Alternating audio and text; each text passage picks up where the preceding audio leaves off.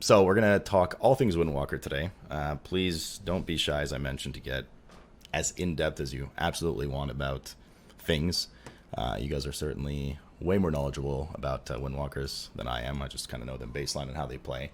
I said,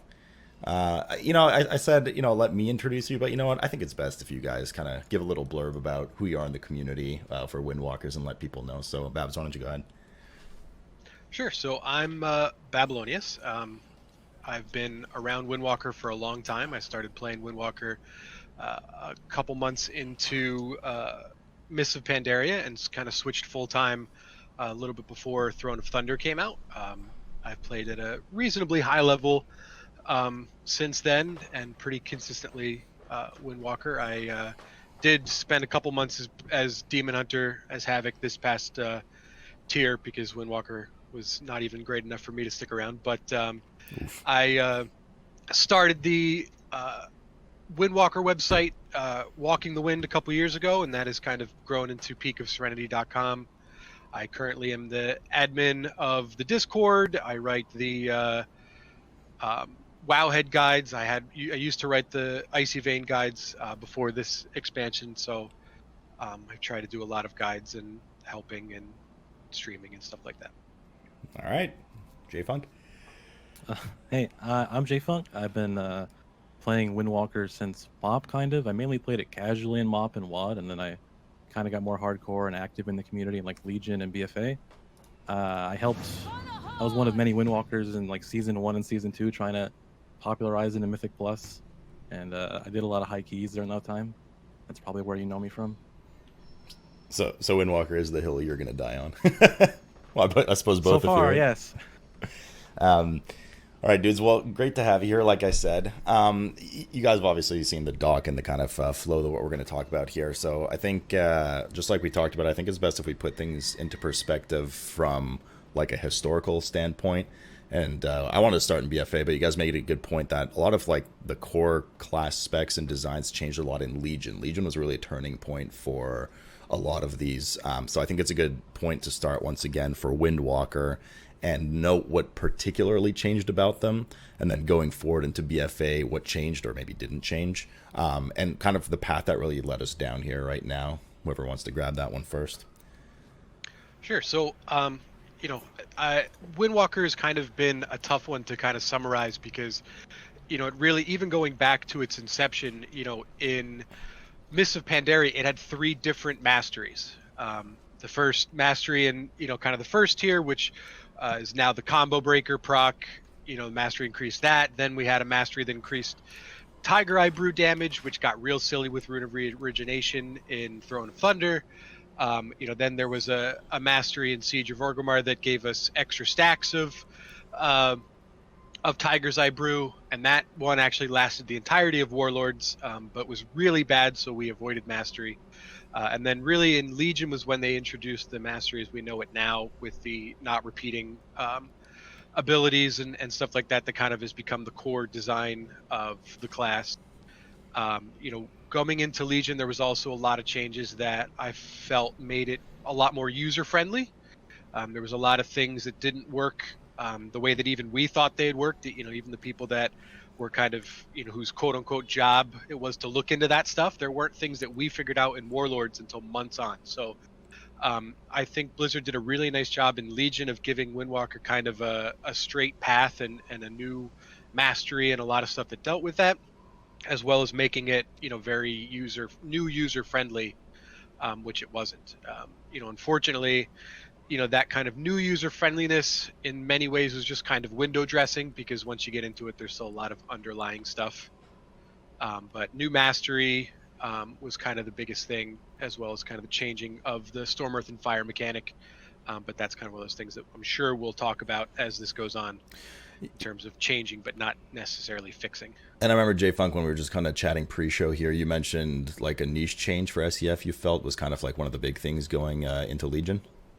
Yeah, the old like MOP WOD SCF gave Windwalker this raid niche that no other melee had, which you could be like really good at like range spread cleave, and they changed it to be like a regular cooldown that you have, that it kind of lost its flavor in that sense. Additionally, like they kind of changed what Windwalker was a little bit and made their AoE like a lot better with the Mark of the Crane and spinning crane kick mechanic. Okay. So a lot of heat on SCF, which, like you said, I'm sure we'll get to.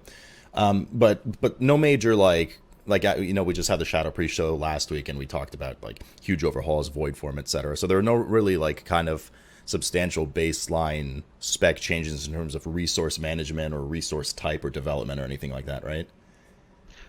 No, I mean the biggest close in terms of managing things. Mark of the Crane was something else extra to manage. And we kind of lost a lot of managing things going into Legion. So like that was kind of what part of the making things a little bit simpler. But things got easier to manage for Windwalkers going into Legion, and then really going into BFA. The only change really was Blackout Kick, reducing the cooldown of Rising Sun Kick and Fist of Fury by a second. That really was the only kind of functional real change that changed anything for us. Yeah, go ahead, JFunk, sorry. In Legion, also, like, the mastery changed your playstyle a lot from what it used to be. Because before, I used to just, like, spam Tiger Palm, I think, and then just use your spenders. Now you had to, like, think about your abilities a little bit and not repeat them. And then, like, for the BFA change, they had the Blackout Kick one, but then they also, like, saw Windwalker in the MDI and then took Spinning Crane Kick out back and, murdered it and capped it at 5 and reduced the benefit from, I think, what at the time was, like, 40% to 10%. So it was a lot worse in that sense. But as a buff, they also made it cost 2 chi instead of 3, so you could use it more often. Yeah, it really improved the flow of it, because Tiger Palm and Spinning Crane Kick are resource neutral then. But it started out as uncapped with 50% per stack, then got nerfed to 40%, and then they decided to put a 5 cap on it and reduce it to 10% per stack, and that just hammered any potential for. I mean, things got a little silly towards the end, but it really put a hard ceiling on Windwalker's abilities in Mythic Plus. It just kind of changed how you approached AoE and BFA. Because before, there was like something satisfying about setting up a big, spinning crank kick window with all your resources and you were ready for it. And then like a BFA, you just kind of like use your AoE spells, use your Fist of Fury, use your Rolling Dragon Punch, and then just kind of spam Tiger Palm and Crane Kick and hope for dance procs. So there was no, there was barely minimal changes coming from Legion to BFA is what you guys are getting at here. Is that, everyone's kind of got their own, desires for specs and small things, the way they see the spec work. But fundamentally, do you guys think that it was right that they didn't really get much attention going from Legion to BFA? Like, was the spec just that well off at the end of Legion, or was it just kind of swept under the rug? Well, I think it got glossed over because of how strong it was in Antorus. But the playstyle in Antorus was, you were global cooldown locked, you were pressing something every second. There was a lot of things, to juggle and a lot of things to do. So changing to BFA without legendaries, without that stuff, was a big culture shock, or not culture shock, but playstyle shock for people. So I personally prefer the BFA baseline playstyle, but I've always been kind of the minority of liking the class to play a little bit slower, a little more paced, rather than spammy, like it was in Antorus, or kind of like it is now, or like a Havoc Demon Hunter is, for example. So I thought I was a big fan of the change, but that change kind of quickly got swept aside by all of the craziness that started at the beginning of the expansion, at the beginning of BFA. Mm-hmm. So that kind of play style got very much overshadowed in terms of the baseline. What do you think, Also, JFunk? one thing for BFA is that, we'll talk about this later, is that they changed Windwalker talents a lot in BFA. They went through so many iterations, but they never talked to us about what they were going for. And that's part of the problem, is we just never hear from them what they want the spec to be. So like the talent tree changed like 4 or 5 times, but we never heard anything from Blizzard about why it was changing. And then the end result was pretty similar to what we had in Legion. It was kind of strange. Yeah, and with that, plus all the silliness that happened at the start with Azure trade, it just, it was very easy to kind of get the impression that Blizzard really didn't have a plan of Windwalker. They were just kind of making it up as they went along, not really consulting, or looking at what the community wants or what, might be best. Like, they were just kind of throwing things and and trying to, patch here, patch there, figure out, kind of just keep things afloat rather than, maybe actually fixing some of the problems. And that's still a fear right now in Shadowlands as well, because like it seems like they're like chasing the Antorus playstyle, because their design decisions with Windwalker are just give it a lot of cheat, give it a lot of resource. People liked it in Antorus, it's got to work. But like I think Antorus was like a special time for them that I don't think she is the answer to all the Windwalker's problems. Yeah, and I mean that's something that like Windwalker and Antorus wasn't strong because it was spammy. It was strong because it was absolute garbage at the end of Tomb of Sargeras, and they gave us a 15% buff to all of our damage, plus, ended up with new legendaries that synergized very well with each other. I mean, it was a stars aligning situation for Windwalker at the time. It wasn't something that was inherent in the spec that made it strong. It was all this other stuff that kind of came together at the perfect time to make it strong. Historically, Windwalker is not a strong spec. So that being said, then, with I guess not really substantial redesign, but the redesign that it underwent at the beginning of Legion to where we are now at the doorstep of Shadowlands, does the class, like the spec baseline, is it functional in your guys' eyes? Like, have the changes they've made, the bigger changes over the past 4 years, been good? Like, did they work in your opinion, or did they not work really? Like, do we need an enhancement, Shadow Priest style attention here? We'll get into more detail about like what exactly you think, but just generally speaking, do you think we're at least in a good foundation right now for Windwalker? I think the foundation is there. I think the foundation has a lot of holes in it, and it can't support very much above it, to keep with the analogy. But I think the idea is there-ish, but the implementation, they just, instead of trying to fix the holes in the foundation, they're just like slapping, I don't know what a good analogy to keep with that. They're slapping wallpaper on it so you don't quite see it as easily. JFunk? Is this a wallpaper slapping scenario for you as well? I don't know. I think if you play Windwalker for like a few weeks, you have a lot of fun playing it because its buttons feel good. But for us Windwalker players that have been playing it for like 4+ years since Legion, they haven't really changed anything significant at the time, so it just kind of feels stale at this point. And there are things that they could do. I think the base abilities are good. They just seem to do more with it, and they seem like apprehensive about changing it, like a lot of changes all at once for some reason. Yeah, like a lot of the things, and I've been saying this for a while, like a lot of the things that would really help Windwalker, they've already done. Things that have already happened. The problem is, like,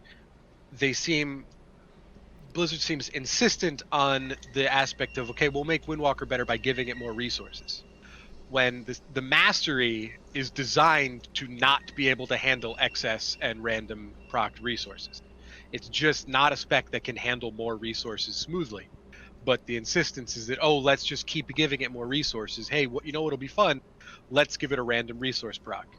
You look at all of the covenants and they like all give us resources in some way, or 3 out of the 4 give us resources in some way. Like there are a lot of lessons that could be taken from the past, but Blizzard seems insistent on taking the wrong lessons from what has worked.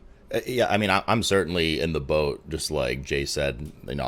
I played Windwalker a fair bit on Alpha, and it was, people are like, hey, Sloot, which class do you like? And I just genuinely enjoyed pressing buttons on Windwalker. Like, it's just, fun, like, as a little kind of side piece to play with, and, it's not something that I know, obviously don't have much in-depth knowledge about. It was just kind of fun, but I can certainly see where it starts to, bleed at the seams, so to speak.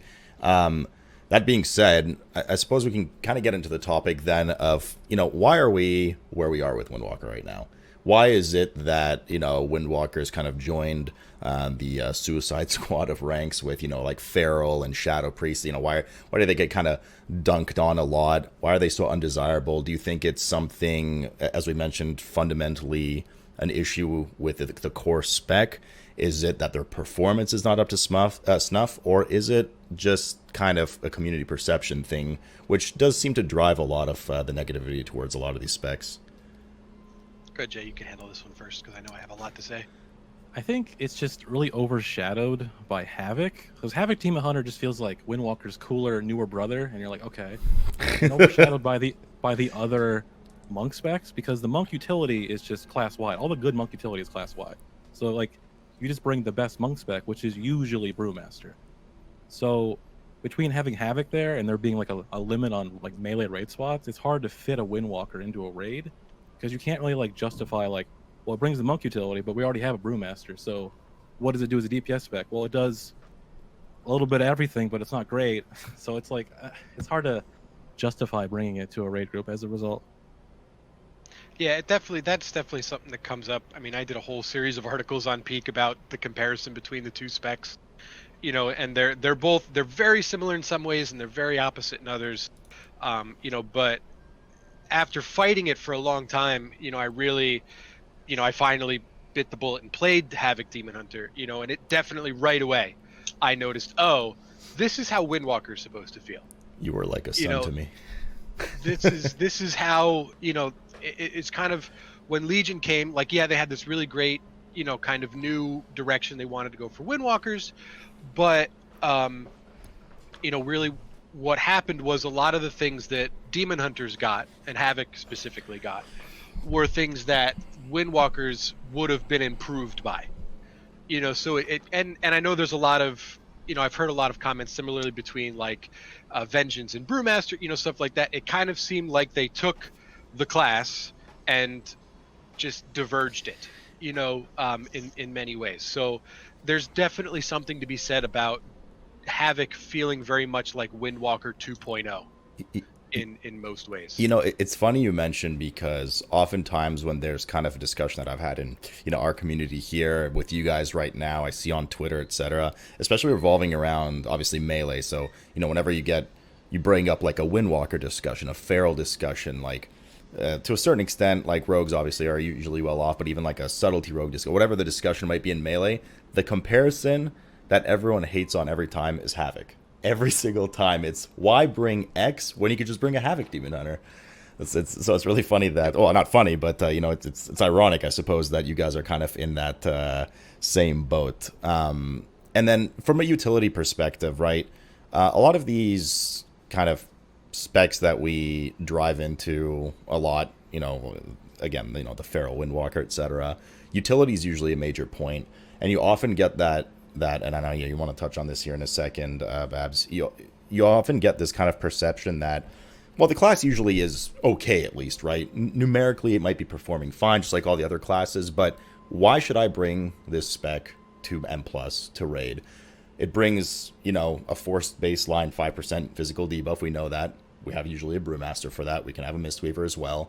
Oftentimes, ROP is not that huge in raids. If it is, maybe it's like a one-off fight once in a while per tier. It's usually pretty good in M+. Get an AoE stun, but really they don't have any crazy utility that is not overshadowed by other specs, right?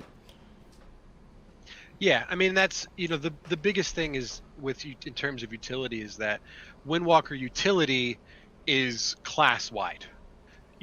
So everybody this expansion had a Brewmaster. You might not have had a Mistweaver, but pretty much everybody had a Brewmaster. So really a Brewmaster handles a vast majority of the utility that a Windwalker would bring. Windwalker's unique utility is the Windwalking movement speed aura, and that's 10% in a very small range. So it's not functionally enough to bring something there. If you, not to keep kind of harkening back to the Havoc thing, but if Windwalker does not do good damage, you don't bring Windwalker. If Havoc does not do good damage, you still probably bring a Havoc. Or if not two, due to some of the other stuff.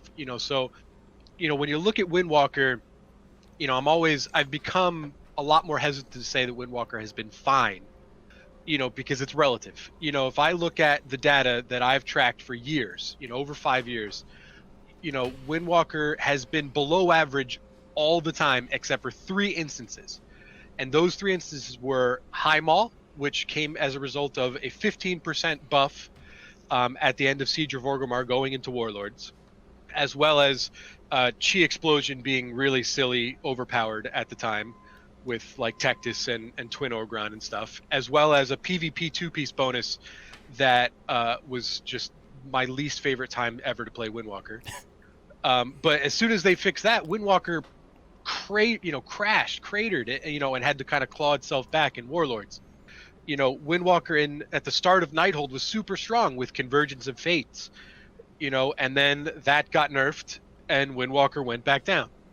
Then you had Antorus, and that was the longest time that Windwalker has been not just good, but statistically, at or above the average. All the other times Windwalker has spent below average or significantly below average. So the community perception that Windwalker is not great is not unwarranted.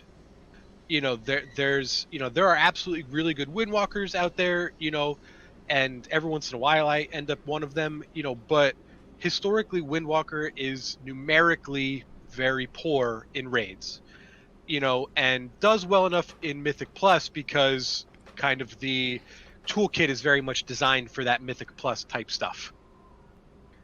So it gets kind of propped up, but we still, community perception is a really big problem for Windwalkers, because even in Antorus, when Windwalker was absolutely one of the most overpowered specs, for over the course of a whole tier in the history of Warcraft, people were still getting denied from raids and denied from Mythic Plus because they were a Windwalker.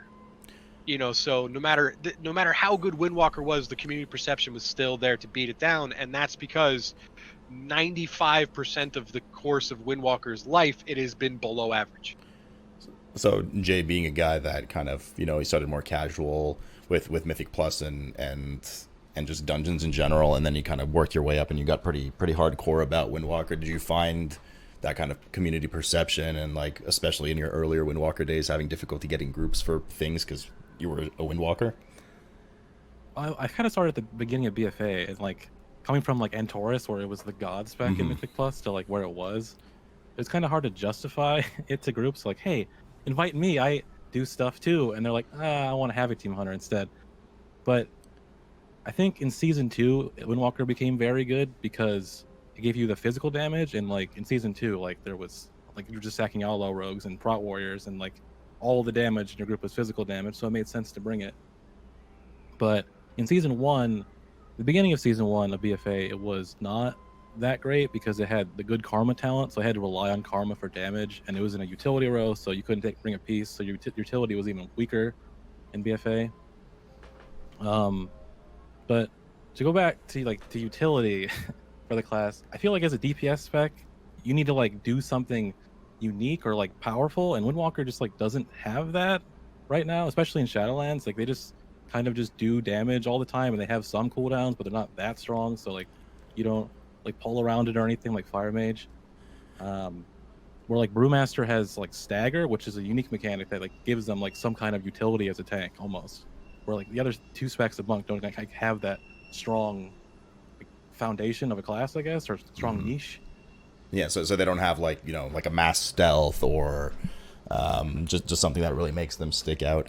But I mean, from like a kind of meta issue here with utility, because this seems to be something that's come up a lot. Like I've heard it from the Feral community, I hear it from you guys. We talked about it with the Shadow Priest. We can keep naming a bunch of different specs, and at a certain point, it seems that only, a small handful of, at least let's say DPS specs for an hour, they're kind of the real breadwinners with some very strong utility that sticks out. Maybe it sticks out across most content, like Darkness, right? It's something you can apply in a lot of different situations. But we get to a point where everyone's like, just like Jay said, right? We need some kind of utility to make us stand out. But do you guys worry that if they're just like, okay, let's give everybody some kind of crazy unique utility, that will maybe start to oversaturate with utility? Or do you think, like, is the answer moving forward, give every spec some kind of crazy unique utility, or maybe pull back on some of the crazy unique utility that like rogues and DHs have?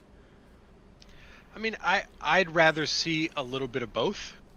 I think if everybody has one or maybe two things, that's fine. The problem is when one spec has 3 or 4 things that they do and others have 1 or 0. From a Windwalker perspective, or I should say from an overall DPS perspective, I think if everybody, has some type of utility that they bring, then you're going to get differences. Somebody's utility might be better in a certain situation, or or you get even the situation like the Incredibles quote, if everybody's super then nobody is. But then you get a situation where, okay, you're going to bring the DPS class because of its DPS, not because of its utility. A lot of times if Windwalker gets brought to raids or to Mythic Plus, it does so because you don't have a Brewmaster, and lack of Brewmaster is not a pro for Windwalker. Windwalker or other specs, Feral, enhanced stuff like that, that stuff should be able to stand on its own. It should not only be able to stand in the absence of something stronger. All right, Jay. I think adding more utility is good, but I think no matter what, there's going to be some classes like Havoc that have like easier to understand utility. Like you just put a darkness down, you stand in it, it works. Where you have like Priest that has more obscure utilities and how to like maximize that. And it's like when it comes to pugging, that's kind of why some of these classes have this stigma, is just like, how do we use a Shadow Priest? I don't know. I play with Demon Hunter, I know what it does. I'll invite that instead, I guess, even if it isn't like the best class at the time. And when it comes to like utility versus damage, like I've been playing a lot of Shadowlands beta and doing some keys, and right now it feels like Warrior has like every utility you'd ever want, but it doesn't do any damage, so you still don't bring it. I think at the end of the day, for a DPS spec, you need to do a lot of damage to be brought to keys. True. And I mean, raid is not without its warrant there as well. So I mean, okay, theoretically here for a sec, right? Because I think if you go talk to Blizzard about it, they'll be like, well, what do you mean you don't have utility? Because you do have some, right? You have Ring of Peace, you do have the 5, their argument would probably be very heavily weighted towards the 5% physical debuff, and not consider, in a bubble at least, right? Just Windwalker on its own brings 5% physical debuff, that's great, in a world where, let's say, Brewmaster or Mistweaver don't exist, but they do. So in your guys' opinion, I'm sure you've thought about this before, what do you think would be like a realistic direction that they could go with to provide Monk with some kind of desirability from a utility or unique standpoint for them to be brought to raids and dungeons, etc.?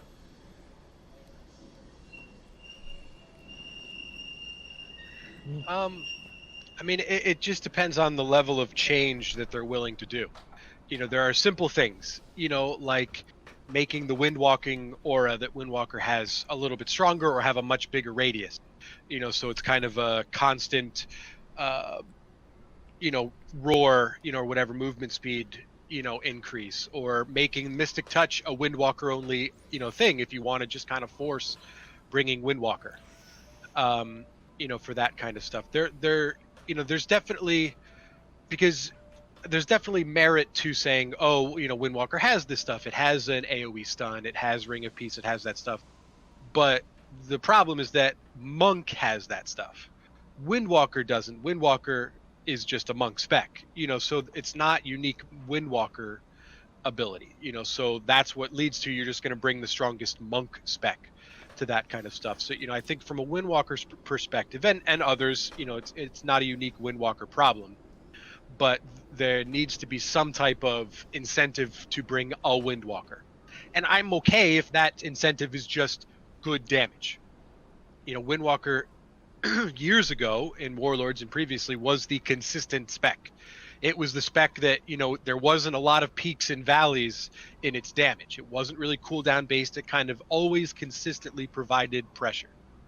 And we've gotten away from that and gotten into bigger bursts with Touch of Death and Storm, Earth, and Fire changes and stuff like that. So I would like to see a return to, okay, we need, nice consistent damage.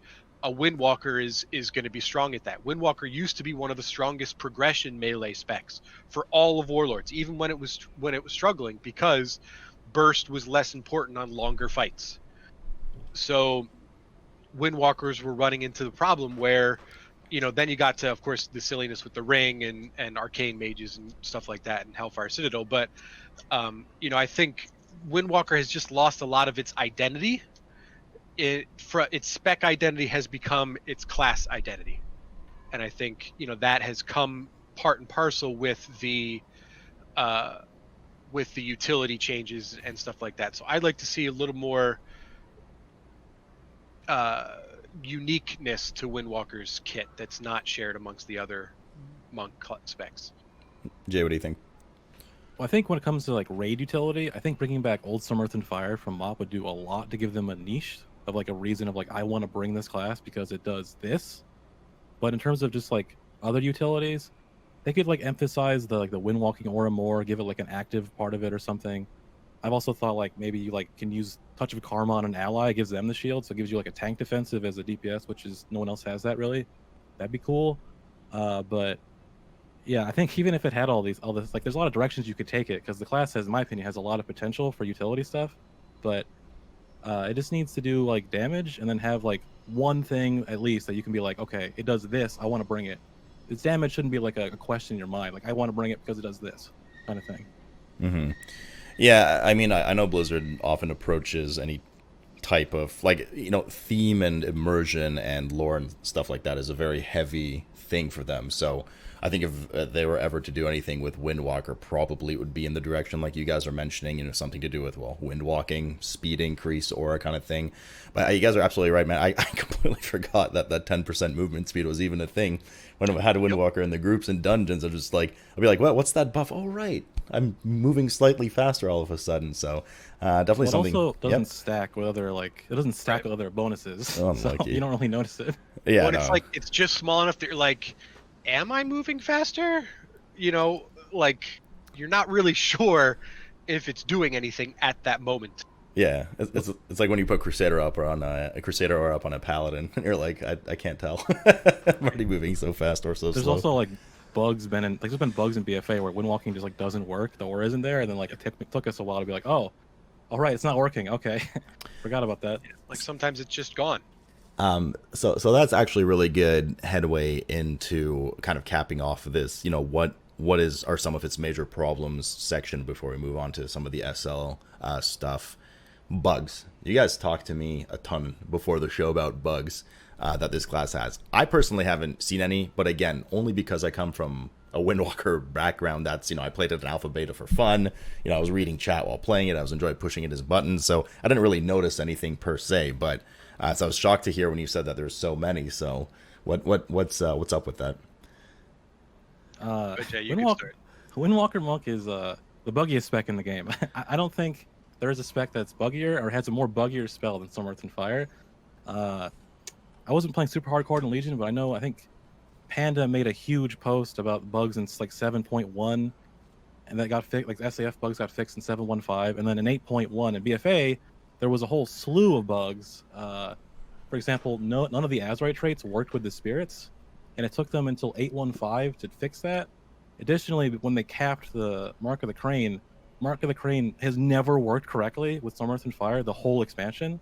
At the start of the expansion, it was hard to reach 5 Mark of the Cranes because when the Spirits Mark of the Crane expired, you lost 2 marks instead of 1.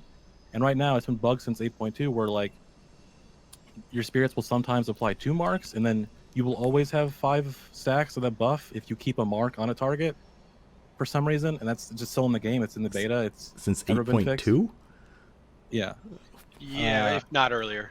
Oof. Also, there's one of the biggest DPS increasing bugs, and what makes Storm Earth and Fire kind of fun is there's like what we call the Rolling Dragon Punch bug, where you abuse the last like brief window, like a last global of Storm Earth and Fire, where you cast a spell in that window, and as you cast a spell, you lose the buff that lowers your damage and splits it into each spirit, but the spirits play an animation where they return to you, and as you cast that spell, they will also cast that spell, and it'll do 300% damage instead of 135% damage, so you get a huge burst of damage as a result.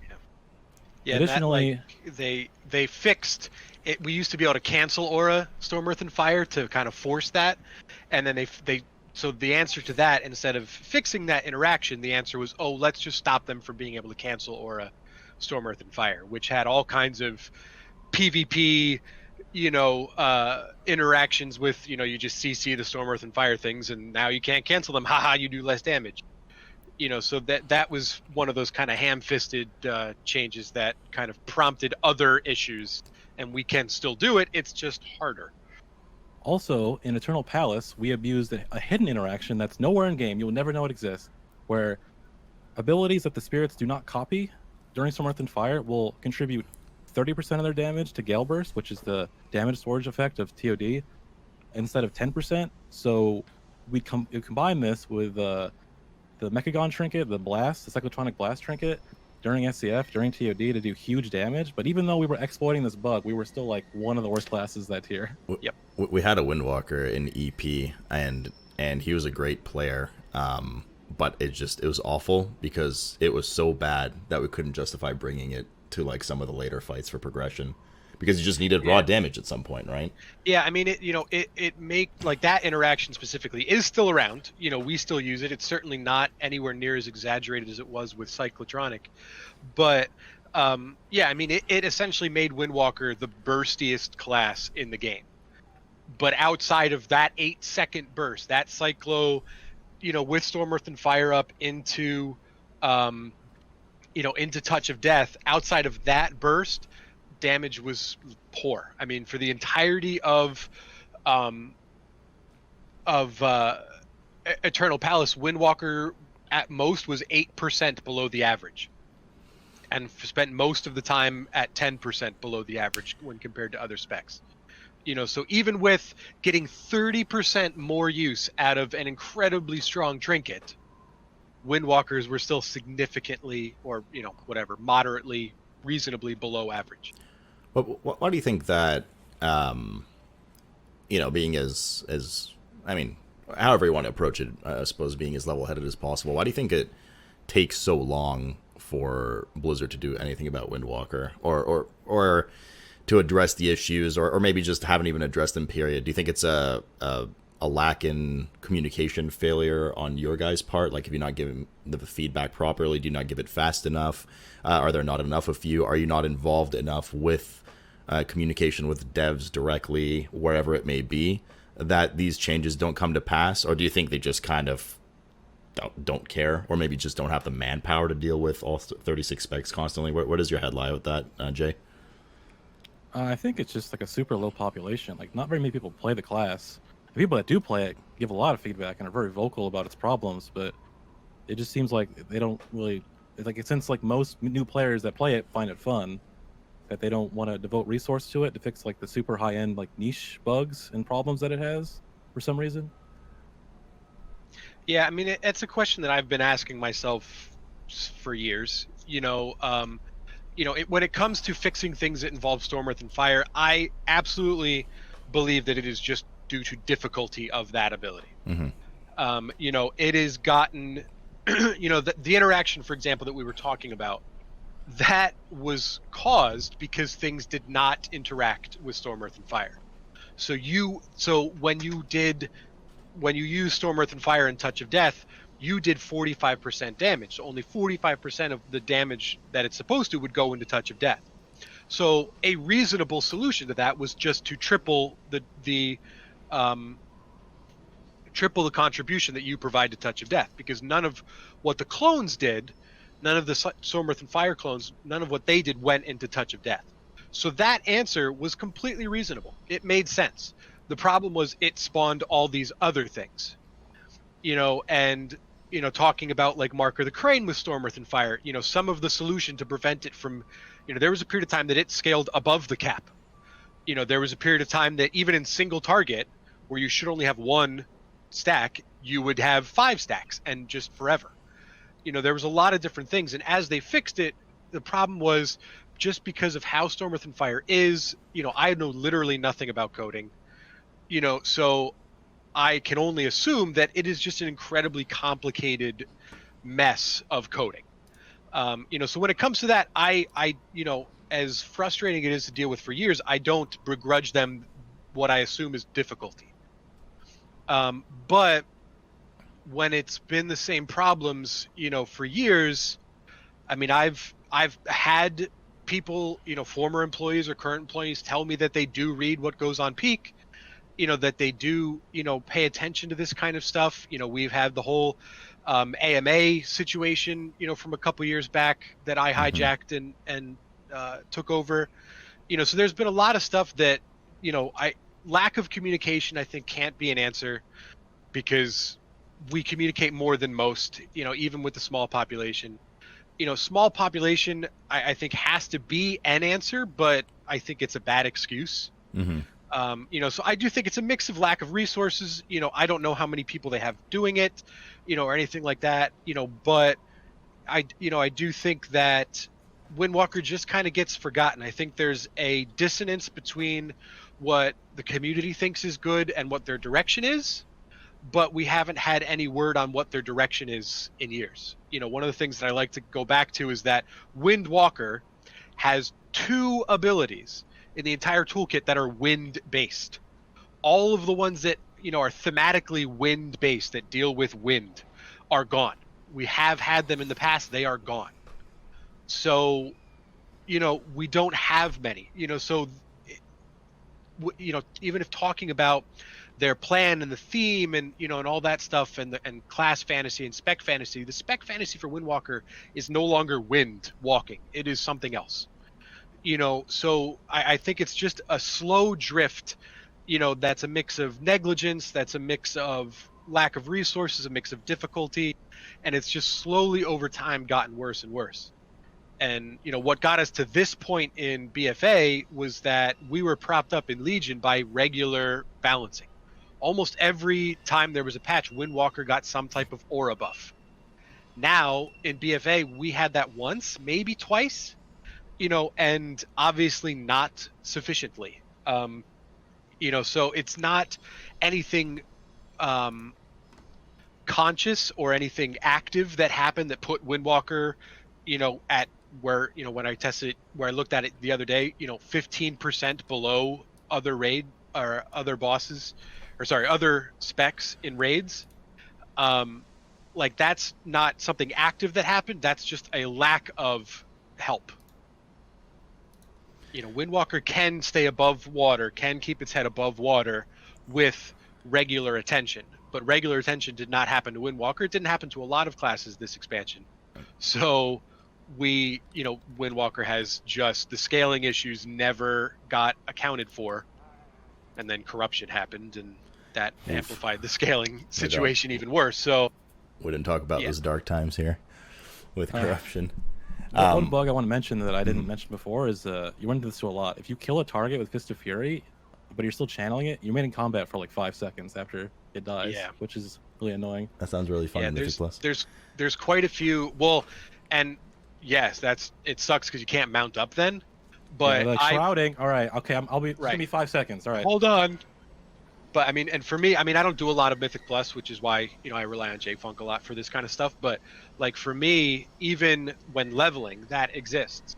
So when I'm playing beta and it's still there, and I kill something with Fist of Fury, and I can't mount up to go kill the next thing, that just annihilates the flow of leveling because you're just stuck there. And yes, we can roll and we can Flying Serpent Kick, but you kill something, you got to mount up and run to the next thing.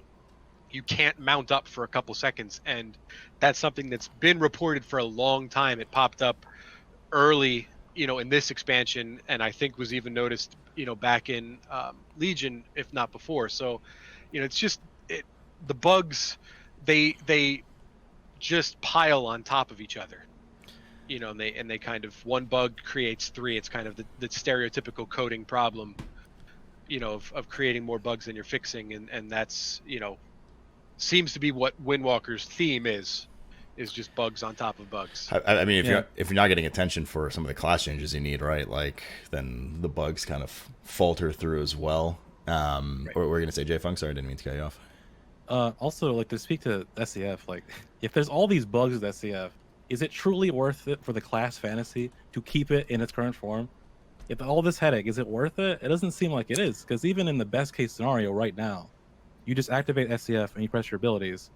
It's not like a huge, meaningful gameplay change. You're just like, okay, I guess I do more damage now. And I don't know. I just feels like most people that don't want to play Windwalker, they look at SCF, and that's part of the reason why. And like, that's why people like playing Serenity, the talent, because you didn't have to deal with the bugs and like this weird ability that no one likes. Yeah, they hitched their wagon to Storm, Earth, and Fire, and the wagon crashed. Wheels came off. They tried to put different wheels on. They replaced parts until it's no longer what the original thing was, and it just, and I don't like Serenity. I've been very vocal about not liking Serenity as an alternative, but it's I'd rather play Serenity and not have to deal with all of the stuff that comes with Storm, Earth, and Fire. And I personally believe that with the thematic direction that Windwalker has taken, Serenity makes more sense than Storm, Earth, and Fire does now than it used to be when Storm, Earth, and Fire was first introduced. I mean, But I do agree. I just don't think it's worth the hassle that it is for us, and that it has to be for them. Anytime somebody sits down to fix it, they've got to just go, "Oh my dear Lord, what do I do?" I mean, just get rid of it at that point. Or and we've been advocating that for a couple of years now. Or on the flip side, if you're worried that, thematically Windwalker's lost a lot of his identity, they could just rename it to Storm, Earth, and Wind, and then it's fixed. Problem solved. Just keep it in the game the way it is. Storm, Wind, and Wind. So right here, we talked a bit about this earlier. Babs, I know you gave me these charts right here. Mythic Spec power historically right now on the stream, and in Nyalotha as well. Of course, for chat watching right now, this is for Melee only. There's a lot of data here. I think you've shared this publicly, if I'm not mistaken. Babs, yep, should be all over the place. If you guys want this too, we can link it in a bit. But he's been keeping a lot of track about the not only historical powers of anything you could hope for here, but Melee is what we're looking at specifically here, and then in Nyalotha as well. And you can see this sad little bright green bar line is not very happy. In fact, as you mentioned, Entorus is really just the peak of it, a huge spike in power during that time. But recently Nyalotha is just so low here, and that starts to dip into what I've heard around the community all the time. And I mentioned this to you guys earlier before we started chatting here publicly. A lot of people always go back to one of the shining issues with Windwalker seems to be their either scaling or their just lack of damage throughout the entire expansion that never really gets addressed. And I suppose we can kind of see it here. So what do you guys think about that generally? Do you agree with that? And I mean, are there just easy fixes here? Like, is it just here Windwalker's 15% damage, or is there kind of a major outlier that's really hurting your damage, Babs? So it's a mix of both. Scaling, and I've done, again, because I do a lot of spreadsheets and stuff. Scaling, Windwalker is not unique in its scaling problems. I don't pretend that Windwalker has somehow got it worse than others. Demon Hunters, in terms of a stat situation, scale very poorly. Outlaw Rogues, in terms of a stat situation, scale very poorly. Windwalker scales poorly for a lot of reasons, and a big part of it is just not starting as high. If you don't scale well and you start at 0, that's fine. Maybe you'll slide as things go on. But when you're starting at -5 and then you're just going to go, not scale as much, everybody else gains more from you. A big part of that is stat balancing. And I always start with Touch of Karma being, in my opinion, a huge problem for Windwalker. Touch of Death was a big problem for Windwalker scaling, but they did correct that and fix that. It didn't use to scale with versatility, it didn't scale with mastery, stuff like that. So Touch of Karma just leads to Windwalker's not scaling. It cannot crit, it's not hasted, so that eliminates 2 abilities off the bat that don't benefit from, or 2 stats that don't benefit from an ability that can be anywhere up to 10%, of your damage, especially at the start of an expansion. There's other things that, like getting into Shadowlands with Zuen becoming baseline. Zuen doesn't scale with mastery. He scales with versatility and scales with crit and kind of scales with haste, but not scaling with mastery hurts Windwalker mastery scaling. And when that is going to be a big part of our damage in Shadowlands, that's kind of it puts a hamper on our ability. Historically, I know this is going back a couple years now, but versatility has kind of always been kind of the thing of, okay, well, if a spec considers versatility to be its best stat, then something is wrong with the spec. That Blizzard said that is, a paraphrase of, a direct quote. Windwalker has seen versatility been its most useful stat for 2 expansions. Mastery starts out as the most useful, but with other things like, these external power sources, whether it's legendaries, corruption, essences, stuff like that, that crushes the value of mastery. So versatility kind of, I don't want to say rises to the top, but is the last man standing. So if versatility being the strongest spec or the strongest stat is an indication of a problem, of a scaling problem and a stat problem. Windwalker is, a huge example of that being, the case. And it's, it's a lot of little things that aren't really a big deal that require like fixing. Touch of Karma is the biggest thing that I think could be fixed, as well as Zuen. Those are kind of the two big things in terms of fixing them. So there's some fixes in Shadowlands, with Touch of Death being a smaller portion of our damage, so that hurts our scaling less. But really it's just kind of, as a whole, Windwalkers fall behind in scaling. So when you start out at a lower place, and then you toss on the fact that Windwalkers pretty much never get the full use out of external damage sources, for one system or another. Talking about corruption, there was a period of time where if you used Storm, Earth, and Fire, your corruption did 45% damage. Instead of, that got fixed shortly after we pointed it out, and that was, I think, in PTR and stuff like that still. But that was something that is the most predictable problem that we can say, and there it was. So it's a lot of stuff, and without the kind of constant bumps that Windwalker got in Legion, the scaling just takes over, and you see, on those charts where Windwalker just wham. So do you think, is part of the quick fix here just a retuning of some of the secondary stats that they have? Is that like a quick band-aid fix that they could work towards, or do you think Absolutely. that we need to go in like a direction of completely revamping mastery, etc.?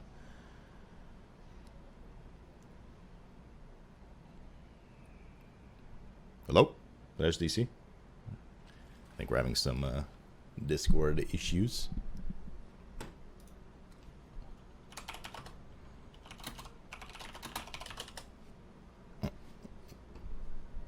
Our crit percentage and all that stuff. Go. So they scale. One sec. I think we just had a little bit of Discord lag. Okay, so stream's fine. I think we're caught up now. Can you guys both hear me? Yep. Yeah. Okay. Yeah, you got your cam just like froze. I think Discord just hiccuped. So sorry, you're gonna have to back it on up there for a sec from the beginning of the explanation, Babs, if you don't mind. Yeah. So So what I was saying was, like band-aids, like the aura, that Windwalker put in is fine. They can do that. They can keep giving, those aura fixes, and it can be okay. But to fix the scaling, then you have to deal with, certain things like Zuen, since he's going to be a much bigger part of our damage going forward.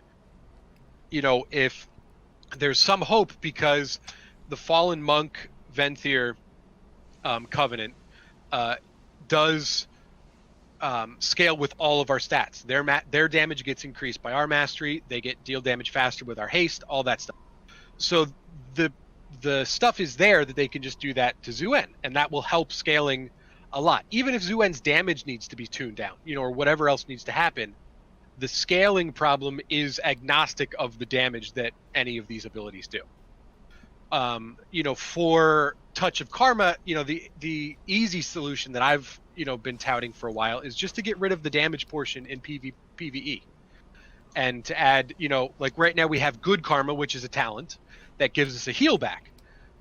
So let's just have Bad Karma. That's a talent. That's a PvP talent, and then they can still use that in PvP because it's a very strong PvP ability. But and that's a big fun of it. But it really hurts the scaling of Windwalkers in PvP or in PvE. Mm-hmm. So there's a lot of it's a lot of little things that could be helped.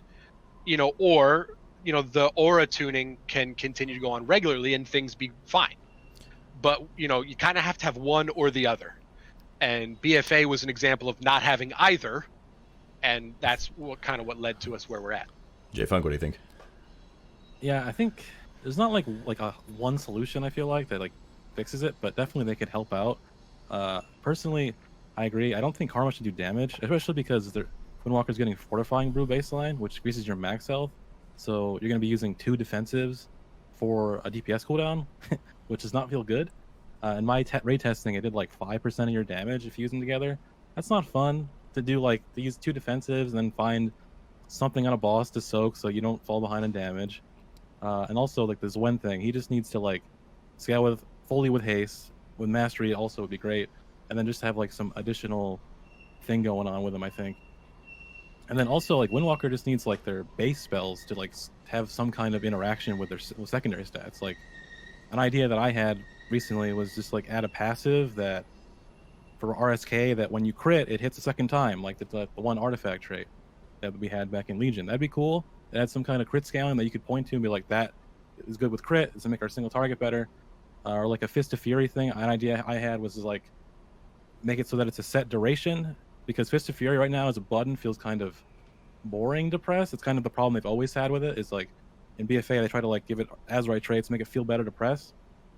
If they like made it a set duration like Fel Barrage, and then haste like increase the amount of hits you got, like Fist of Fury, and then also like maybe applied a debuff to a target that got hit, maybe like increase the damage they took from it or something. I don't know, just like passives and things that like make you emphasize wanting to get secondary stats more instead of like nothing that we have now. It's like Windwalker needs something, and this is one of the things, like I mentioned, just kind of looking back, like Legion had a lot of really good things in terms of design, whether it's things like tornado kicks, with the double backflip rising sun kick that people loved, or kind of what I consider the pinnacle of Windwalker design, which was the Tomb of Sargeras tier bonuses that Blizzard then nerfed and nerfed again, and now are trying to give it back to us as a legendary in its weakest form.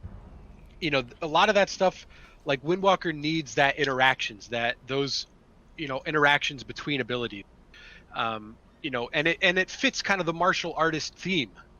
I love JFunk's crit idea. I think Windwalker's being really high crit classes fits really well for that kind of martial arts, hitting the right spots, for maximum damage. You're not hitting hard, but you're hitting them just right to get, maximum effect. I think thematically it fits, beautifully. And, I think that stuff, Windwalker could use some of that non-linear scaling, to help make up for negative scaling, in some situations, so there needs to be that point of where you look at an ability, or you look at the spec and say, oh, I really want this, and mastery is that. Like the assumption is you look at, oh, I probably want mastery, and that's correct, but it's unfortunately only correct to a point. Mm-hmm.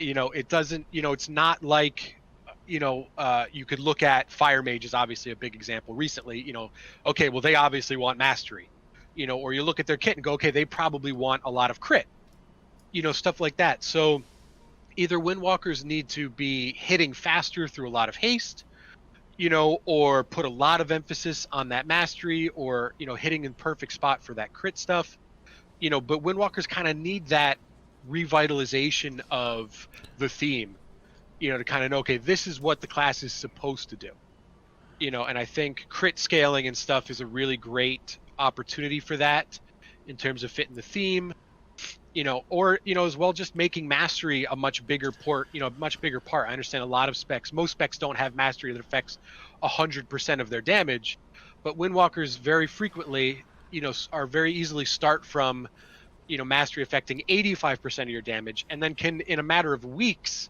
or a matter of a raid tier or two have mastery affect 60% of your damage because other damage sources come in and stuff. So it really makes it other situations, like I kind of lamented in Warlords, that you look at the class and okay, this is how it should work, but that's not actually how it works, or it only works that way to a point. First of all, I still feel kind of dirty for the whole Fort Brew Touch of Karma combo. That feels gross to have to do. Yeah, no, but that feels gross that you have to do that. I mean, that was something that we dealt with, in Uldir, and they identified it and called it degenerate. And now, hey, surprise, it's back. Uh-huh. Yeah, Ian wanted an interview was like, we don't think that using a defensive as an offensive cooldown is a good thing. And then they don't change Touch of Karma, so you still do that. Yeah, I mean, and even if in its nerfed form, when I was doing raid testing last week, there were times that it was, on the lady boss with the blood vats. Enerva, yep. Thank you. And I knew you would know because I would forget. And it's really easy to use Touch of Karma on that boss. And Touch of Karma would end, I'd look at my stuff and it would be 12% of my damage, and that's with it being nerfed to 35%, where it had started at 100, or even in Legion where it was 150% of our health. So it has been knocked down, down, down, down, and it is still there as a thing, no matter how degenerate they insist it is. Is Windwalker they're not a hasted GCD class, right? Like Monk, they're stuck at 1 second, and haste increases your energy, right? Okay. What's up because haste decreases the cooldown on some of your abilities, right? Don't you get issues with like half GCDs and things like that for like RSK and so on? Is that an issue? Like, do you ever have like an 8.5 second cooldown on RSK? Yes. Yeah, that is an issue. There are other issues like Chi Burst has its cast and stuff, and that for some reason that global wasn't hasted for a long period of time. In Shadowlands, the Weapons of Order, Kyrian Covenant is that global is not 1 second for some reason. I've so noticed you just that sat too. there It's super for annoying. an extra moment, and that stuff really sticks out when you're like, okay, why am I sitting here still? But yeah, it does absolutely fall into a situation where you've got partial, stuff where, okay, are you going to wait for 1/10 of a second, or are you going to use something else and then you miss out on, 0.8 of a second of cooldown? So yes, that is something that pops up, and it's a big reason why Windwalk, a lot of people come in and they'll ask questions in Discord and stuff about, Windwalker wants a lot of haste, right? Like haste, more attacks, more stuff. And we're like, yeah, that's not really, unfortunately, how it works. More haste tends to make it harder to hit the abilities, not easier to hit the abilities, as people were, kind of naturally believe. Okay. Yeah, a lot of problems, it seems. It seems like they keep, I mean, just listening to you guys, it seems like they keep trying to make some things work when maybe they should just cut their losses and either redesign or move forward. Like Karma and SCF seems to be a big focal point of just let the damage go from Karma, just let go of SCF, do something else. But since we talked a bit about it already, moving forward into Shadowlands, there were some changes. You'll have to help me fill out this list. Off the top of my head, I believe Zuen is now baseline, right? It used to be a talent. Dance of Chi-Ji, which I think is an Azerite trait, is now a talent as well in tier 45. And Touch of Death has kind of been returned to one of its more former designs. I forget from exactly when, but it's kind of like an the Warlord version. That's right, yeah. So it's kind of an execute effect. I don't remember anything else off the top of my head, so if you don't mind filling out any other major changes going into SL for them. Yeah, so, most of the other changes, target caps, obviously. Touch of Death, Zuen, like you mentioned. Fort Brew coming back and not being a PvP talent, which is great. Windwalker could use another defensive, except when you deal with Touch of Karma and realize that you're going to have to, you're going to be incentivized to now use 2 defensives for offensive gain. Expel Harm being back is fantastic. Mm-hmm. That's a really big deal in terms of having, more of that unique, or not unique, but self-healing, instant, that was the word I was looking for, instant self-healing. Expel Harm is kind of in a weird limbo where it's not super great, in kind of a shadow of its former self. The what we call Gale Burst mechanic of Touch of Death that came in Legion as the Azerite trait, Gale Burst, that is now, or at least it was data mined to being baked into Zuen. And so Zuen will have 3 Gale Bursts throughout his duration. That is not actually in the game. It's part of a large list of data mine things that were not actually in the game. With also the fact that Windwalkers and Brewmasters and stuff should be able to use 2 hands and dual wielding weapons, but that's not in the game currently. Fist of Fury still requires a one-handed weapon to use. Yeah, I wanted to poke about that. What are you guys' thoughts on bringing 2-handers back, but then not actually bringing 2-handers back? It just feels incomplete. I don't know. Yeah, I mean it's hard to test because we just have no idea. I've been doing a lot of this long enough that I remember when, I got into a big argument with somebody on the old forums, about the difference between dual wielding and 2-handed weapons. So I'm not super thrilled about there being an imbalance. again, and having to figure out, okay, at what point are you okay to switch from one-handed to two-handed or vice versa?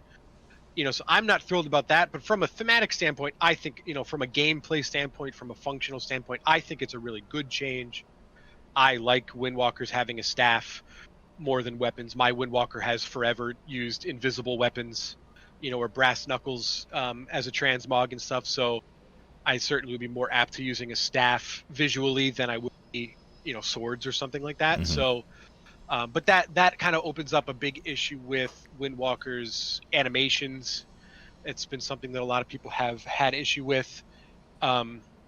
The animations not looking great, or some use the weapons, some don't use the weapons, stuff like that. So it's functionally great, but it kind of opens an additional can of worms that I'm not super thrilled with the potential of.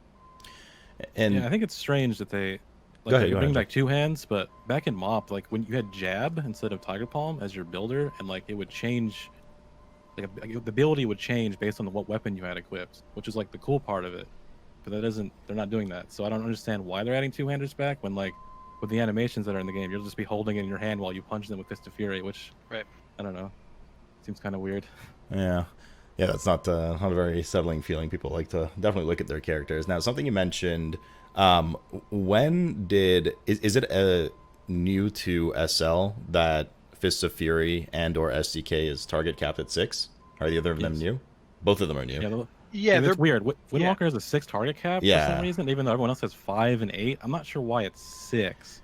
Additionally, Fist of Fury still does reduce damage other targets on top of being target capped. Right. So Mythic Plus, it's already losing to Spinning Crane Kick and damage, which is weird. Because right now, the Spinning Crane Kick conduit doesn't work for increasing its damage, but the Fist of Fury one does.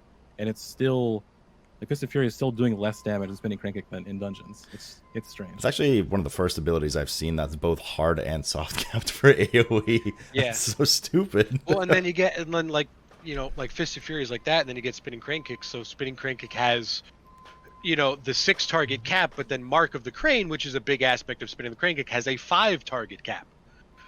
So it just, the numbers don't sync up, in how they're, and in any reasonable way to make sense. But you do have one value, and I've been seeing it a lot in chat as well. You do have one valuable uncapped AoE, and that's Whirling Dragon Punch, right?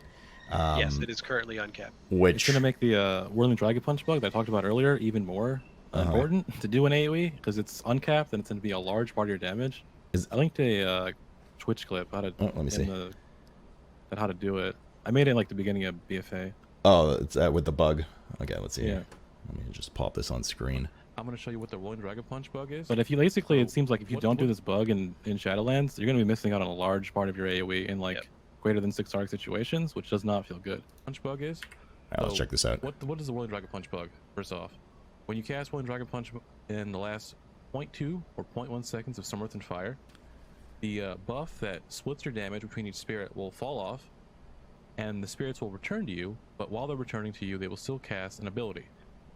Now, you use it with Rolling Dragon Punch because it's not only just a high damage spell, but also because it has a lot of active frames. It does a lot of hits. So as they're traveling back, as the spirits are traveling back to you, they cast the ability. So I'm going to demonstrate that here. So I'm going to go in here.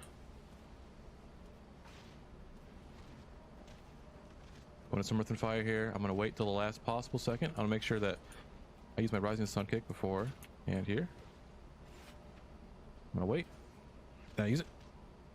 And you'll see that my highest damage is Rolling Dragon Punch JFunk, which is my spirits on details here. My spirits did most damage with it, and I'm gonna It show you adds a what the skill Rolling cap to Dragon the Punch ability bug that's cool, but also like it's not intuitive. So as a new player, it's like immensely frustrating. You're Yeah. like, oh, I'm supposed to do that. Okay, cool. That seems kind of, I mean, It obviously makes not the coolest intended the part way to of- be played, but having to do that in order to have to be viable to do that is kind They of tried funky. to fix it in the past, but like, their fix was like, we're no longer going to allow you to cancel Some Earth and Fire, because you used to have a macro that would just cancel it, and you could do this on command. But now you can just do it anyway because the interaction still exists. Yeah, and I think it highlights, what the bug that I think people notice the most frequently, or kind of the quickest when playing Windwalker, is that Whirling Dragon Punch doesn't always trigger when it's supposed to. You can look at your bars, and Rising Sun Kick will be on cooldown, and Fist of Fury will be on cooldown, and yet you go to use Whirling Dragon Punch, and nothing happens. So, that's a bug that's been a problem and had popped up from way back in Legion with Bloodthirsty Instinct from Emerald Nightmare. So we kind of have a rough idea that it has to do with haste reducing the cooldowns. And then it kind of went away for a little bit, and now it was back, and we kind of figure it has to do with Fury of Zuen providing haste. But we can't quite narrow down that that's the reason. But it results in a situation where you go to press Whirling Dragon Punch, and then nothing happens. And, so if being a big part of our damage is lining up Whirling Dragon Punch at the end of Storm, Earth, and Fire, you've now delayed Whirling Dragon Punch, for an extended period of time, possibly, because it is worth, doing so to get that. If you can get, 200% to 250% of the damage of a Whirling Dragon Punch, that's worth losing a cast over. So it's worth delaying it for, outside of, like really specific, openers or burst situations. So if you are now delaying it, and then you go to hit it, and oh man, it doesn't work, you've now delayed it. You have to wait, essentially wait until Rising Sun Kick and Fist of Fury go back on cooldown, and then hope it works. So now you've lined everything up for this, to use this situation, and this higher skill cap thing that is a lot of fun and feels super rewarding. But then you go to do it, and oh man, now I just wasted a bunch of time. I wasted a whole cooldown, and I set up all this stuff to, maximize my damage, and then not a very good feeling. Man, the more you guys talk about this, like I said, from my perspective, it was just like, fun little side alt to play, and like, it's fun. I like the way their master works, etc. But when you get into the nitty gritty of how to, not only the fact that you basically need to use bugs in the class / deal with bugs in the class to try and make it viable, but then it still underperforms to the level that it does. Abusing those huge burst bugs is kind of underwhelming. But now that we've kind of moved into SL here and its baseline changes down, do you guys think that this is kind of was this a good start to SL for them? Obviously, with the plethora of bugs we need to fix, etc. Sure, let's put that aside for a second. But just the reintroduction of, the baseline of Zuen, the abilities that were reintroduced, the hopefully future potential of two-handers, and I guess some minor talent changes as a result. Are we in a good direction here, or do we need a fair bit more to move this train forward? So I think what's been done to the base Windwalker kit is positive. I think changing Touch of Death back to its original, I love it, especially when leveling. You just hit a target, and then you hit Touch of Death, and poof, the target's gone. You move on. It's fantastic. It's so much fun. I'd love for it to reset, or something. If you kill, a target while questing, or cut down on its cooldown time, that would be fantastic. It's so much fun. Zuen being a bigger chunk, is good-ish. We do fall into the situation of having to rely on some, guardian and pet AI situations and stuff like that, which rarely works out great. But there are some good things about it. I think there are slight positive changes to the scaling problems. I like Windwalker's base kit a lot anyway, so I don't think there was much changes to that once you look past the bugs. But then there's a lot of issues with legendaries and with covenants and stuff like that, things not working the right way, that we'll talk about. So if you just look at the base kit, I think almost all of the changes have been positive. Even the target cap, I'm relatively indifferent on that, as long as it makes sense, which currently it doesn't always make sense. But baseline, I'm happy. It's when it's the fact that all of this other stuff has not been changed that kind of, it continues to just, the light keeps shining on it more and more, as time goes on and more people find out about it and more people leave the class because, Whirling Dragon Punch not triggering at the right time kills the flow. It kills the way the class is supposed to be played. So, my concern is for the population of Windwalker, and I think it's going to continue to go down. There's nothing going on that would merit people switching to Windwalker unless you just love it and you want to play it. Jay, SL changes, what do you think? I talk about the talents. I think we haven't touched on the talents, and the talents are a very big problem with the class. I think Windwalker has like one of the worst and like weakest talent trees. It's just like the talents don't have a huge impact on your gameplay, and like almost none of them interact with your skills. Additionally, we've been using like the same talents for like 3 years or something, so it's a big surprise that they aren't touching the talents really at all. Like the 15 row is just always chi burst and AoE. And the other talents are like really old. They don't functionally do anything for you when you're in your gameplay. I think the biggest one is the 45 and 50 rows, because of like the Rolling Dragon Punch bug and everything else. Rolling Dragon Punch has been like the default pick for so long that people are like accustomed to it and they want it to be baseline. But I don't think it necessarily needs to be made baseline. They just need to like move it somewhere else in the talent tree, maybe the 45 row, and give it some competitive options. It's just like Rolling Dragon Punch is like the only talent Windwalker has that's like super cool and fun most of the time to use. People are just used to it. I think Serenity is like, they took it out back in BFA. We didn't talk about this, but they nerfed it a lot in BFA because they took Serenity and made it last 12 seconds, but it only gives 20% damage, where in Legion it was 8 seconds but 40% damage increase, which is way better because now it gives you all this resource and you can't spend the resource, and with all the extra resource they've been giving us via like borrowed power, you just can't spend it, so you just overcap a lot in Serenity, and it just kind of ruins the point of the ability, it almost feels like. So there's that, and then there's like Spiritual Focus, which we've never ever used ever since it was introduced in BFA.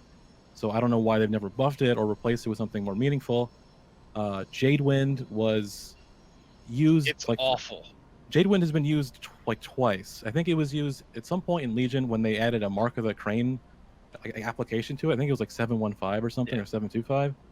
And in 8.0 they changed it to cost energy constantly, but they changed that because you would press Tiger Palm with 50 energy and it would just turn off, and it really was just like extra damage that you gained in AoE for no reason.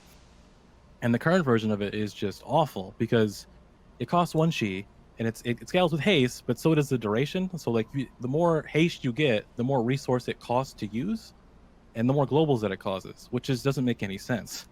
It's just it scales awfully. And then there's hit combo, which I think everyone hates. Hit combo is just like not a fun talent. It's just like basically your mastery, but if you make a mistake, it just goes away. And like there's like one soulbind, the Pelagos soulbind, that's like gives verse. It's like the same idea, but it's way less punishing and way better. Because when you mess up with Pelagos, it doesn't go away. You just get the verse all the time, and hit combo just like doesn't add anything to the spec. You just do your mastery and you gain more damage. It's pretty And get boring. Punished for any mistakes. And then It's not rewarding, it's punishing. yeah. And then for the defensive row, inner strength I think is underrated, but I do think that it needs a little bit tuning up. Like I think if you're like max stacks or something, it should give you some kind of benefit, because right now it's just like a 10% damage reduction all the time, which is nice, but usually you end up picking diffuse or dampen based on like magic versus physical damage, but when you're facing. And inner strength kind of goes like swept under the rug, but inner strength is really good in like sustained damage situations when you know there's not going to be any burst. And then the utility row is okay, but it really feels like it should just be a DPS row, and then make Ring of Peace baseline for Windwalker, because Tiger Tail Sweep is like never used. I think it's used in PvP sometimes. And then Good Karma is like a defensive and a utility row and doesn't add any utility. I think you almost never use it just because like it goes against what you use Karma like for in raids. Like you want to use Karma before big damage comes out, but this doesn't apply a hot. It just heals you. So you like it's promoting you using it after you took damage, but then like the healers just heal you anyway. So it doesn't, like, why would you need more extra healing from Karma? The resource row, Ascension is mostly fine. Ascension has gotten a lot more popular in BFA because of the amount of resource we had available to us, and Ascension is better when we're just like overcapped on resource and we don't need more. But most people pick Fist of the White Tiger just because of how smooth it feels and how easy it is to use in your opener. You just press Fist of the White Tiger, Tiger Palm, you're at 5 chi, you can do whatever you need. And then Energizing Elixir is just, it doesn't fit in the current design of the spec. I think it made sense in Legion when we had like a 3 chi cost spinning crane kick when we needed all that resource we could in AoE. But this is like the only ability in the game that gives you resource instantly and is still on the global cooldown. It doesn't make any sense why it is, because you know Symbols of Death isn't, Tiger's Fury isn't, the new Arms Warrior talent that used to be on the GCD is not on there either. I don't understand why this is on the GCD. It doesn't make any sense. And then the mobility row is usually mostly fine, just preference. Tiger's Lust has a little bit of an advantage because like it removes roots and you can use it kind of flexible on other people. And then the 15 row is it's just boring, man. Eye of the Tiger is just one target. I think I it's don't know. really indicative that the 15 row is the row that has the most variability, and it's the row that means the least. You can literally go with no talent out of that row, and it's like, what do we figure? Like 3% damage less. Yeah, it's not much. Like it's really, and that's the most fluid, the most variable talent row. If you like Fist of the White Tiger, you're going to stick with Fist of the White Tiger. If you like Ascension, you're going to stick with Ascension. And everything else is kind of held in place. But the most meaningless row is the row that has the most choice. It just feels like the talents need to be buffed up, and like it needs like a rework of our talents, like top to bottom. Like they need the talents need to like matter when you pick them. It should be like, cool, I'm excited for this talent to choose to try this, but it doesn't exist right now for Windwalker. You just play the same talents. I think you guys are part of a larger meta issue, at least one that I've kind of fired under scrutiny recently, and a lot of people have. It's not just a me and you guys thing. Just talents in general, right? I think all 36 specs in the game at the moment can kind of pinpoint. We're not talking about talents that, I still think it's okay to have a talent once in a while that maybe you choose 3, 4, 5 times in an expansion. Not great, but at least, you're like, oh yeah, this is really good in that weird situation. But I think every tree has just dead talents that you haven't looked at in years at this point, maybe taken once in 2 expansions. And it really starts to make you think, like, why does it take so long for these talents that have been sitting here offering no real choice? Just like you guys are saying, it seems, based on what you just talked about, outside of some utility and mobility here, you guys are just cookie cutter, like a lot of different specs are. And the question is, why does it take so long to really address these issues? And some of them, you don't need a full 21 talent revamp of each tree. Some of them is just numerical, and they still don't get addressed. And believe me, you guys aren't the only ones in that boat, but hopefully it's something that gets addressed pretty soon, because that's why you have the resulting, for instance, the Shadow Priest changes last week, as you guys saw, they were met with happiness from Shadow Priest, but they were completely overshadowed by general anger from the rest of the community as to where's mine, right? Right. Yeah, exactly. Yeah, I think part of the reason, part of the problem with talents is that since like our talents are just AoE most of the time, it's like we can't like spec differently to be better on single target, which some classes can, which is part of why Windwalker kind of sucks in single target. You're doing your AoE build.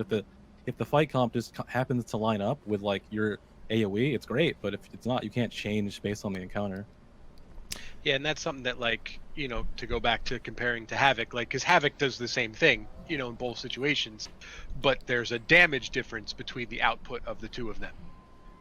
So it's just, the changes for talents and stuff, they don't, like, the Shadow Priest changes, obviously great. I don't play Shadow Priest, but I know a lot of people are happy about it. But that it's kind of one of those situations where it was hard as a Windwalker to look at how raids have gone in the last couple of years and go and feel sorry for Shadow Priests, and I understand that it's not fun, and I get that, and Windwalkers for the most part fun regardless, or for the with issues, but there was a part of me that was like, oh, why does Shadow Priest get the attention? They've been much better than Windwalker. Hey, I'm down here, look at me, but I understand that the purpose of the difference between fun and and functional, and stuff like that. But why do you guys think it is that it takes this isn't addressed, right? I mean, like, the one I like to go to in the tanking world, like Lunar Beam for Guardian, right? Like complete meme for 3.5 years now. You guys obviously have things in your tree as well. Why do you think that we're here? I personally think it's just a lack of resources at this point. that's what I feel as well. Yeah, I agree.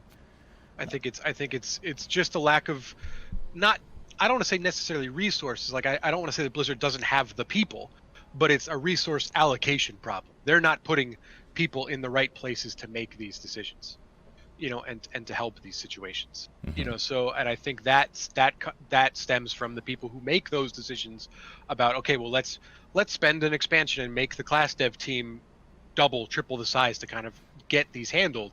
The person who makes those decisions is either out of touch or doesn't care, or whatever, all of those negatives, or doesn't know, whatever.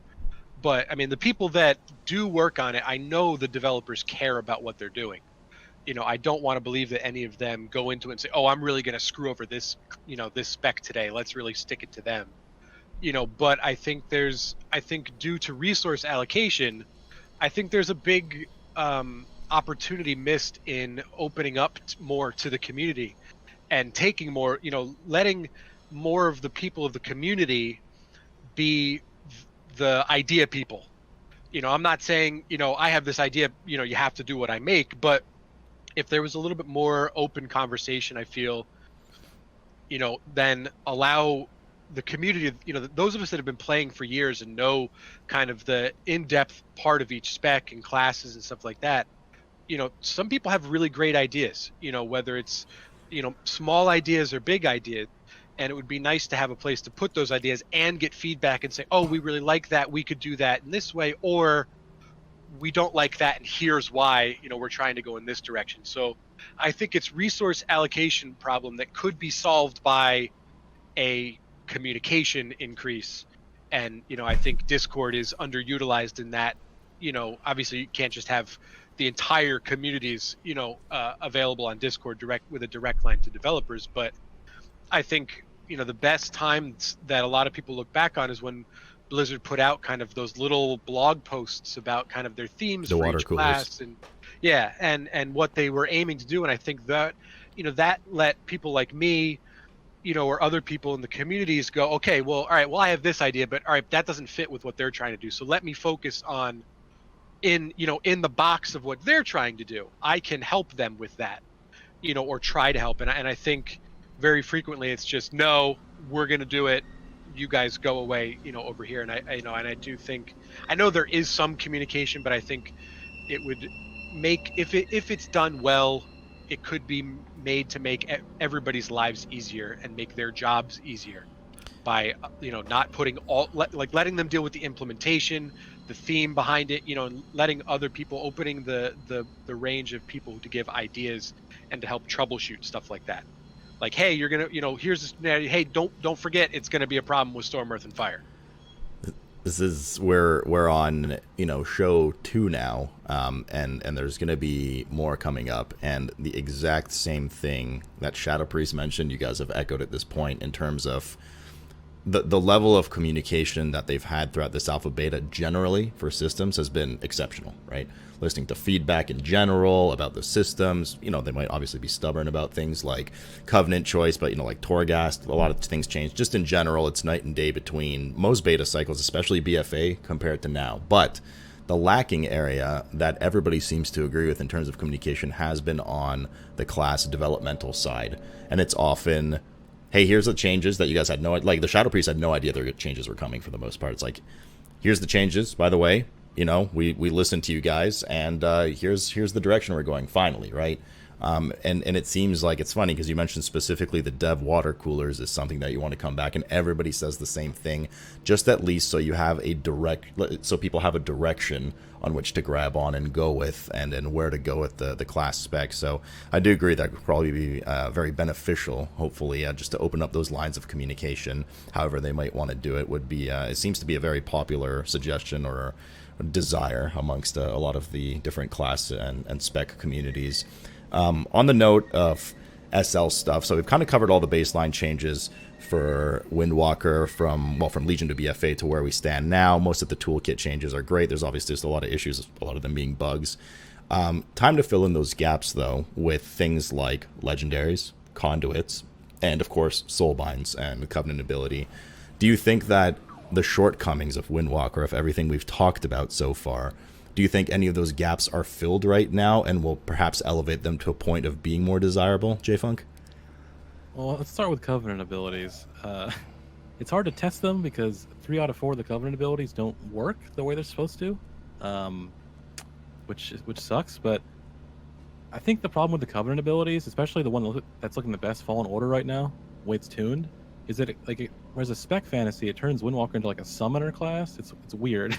Because you have like Zwen, you have your SF spirits, and you have a Fallen Order doing damage, and it's just like strange. The majority of your damage isn't you doing damage; it's all of these other things that you've summoned. And now again, just to reiterate for those watching, that's the Venthyr ability, if I'm not mistaken, on a 3-minute cooldown.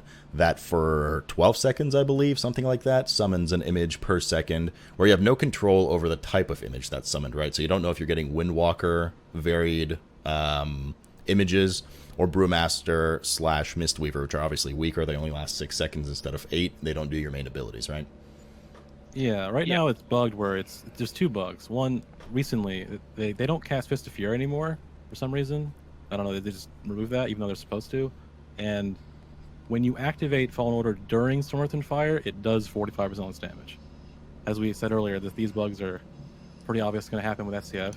It's not the same bug that happened with Corruption. Yep. It is. I mean, I said at the start, it is the most predictable bug in the world, and it happens 100% of the time.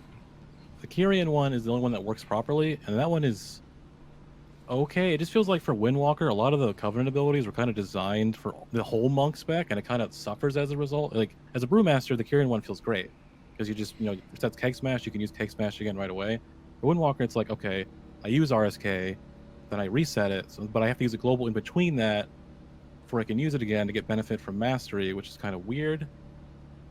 And the other Covenant abilities don't really work, but just in terms of theory crafting, it's just like extra cooldowns, extra damage. It doesn't like shore up any weaknesses that they have. It just kind of makes their damage better, I guess. Like the Fallen Order one, just on the cooldown, you use Fire and Forget, does a lot of damage. Bone Dust Brew, you just use it in AoE, does a lot of damage. And then Phalanx Stomp is just like kind of a mess right now. It doesn't spawn Chi Orbs. Prettiest thing in the world, but man, it does nothing. I was so excited for that ability, but it was such a letdown. It spawns like 4 yards in front of you for some reason. When you spawn it, it can't deal damage to the same target more than once.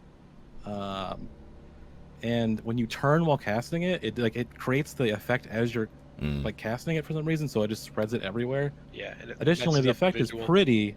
The effect is very beautiful, but you can since you're spamming it so much as a thing, it's just like covers everything that you can see on the ground, and it's a little bit obnoxious. And for Windwalker, since you're using it so much, it feels like it should be on the Mastery, because it kind of ruins the flow of the spec, where usually you're casting Mastery spells, but now all of a sudden you're just like spamming the spell off your Mastery. And frequently when we talk about abilities that don't work on Mastery, it's because those don't deal with, a lot of times like Corruption isn't affected by Mastery because it's not the monk's attack.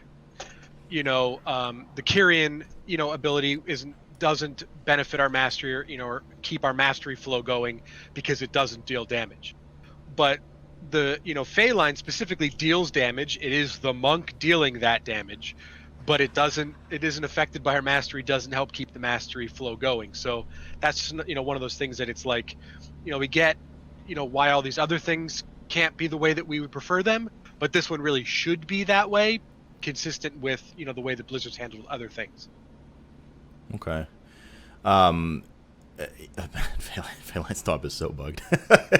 It's so awful. I know from Brew as well, but I think some of this, I don't know if you guys agree, probably derives from the fact that they're the Covenant abilities themselves, they're really class abilities, right? Instead of spec-based abilities. Right. So there's a bit of spec flavor thrown in them. Obviously, Windwalker doesn't have Keg Smash for Kyrian ability, so let's throw, SCK in there instead.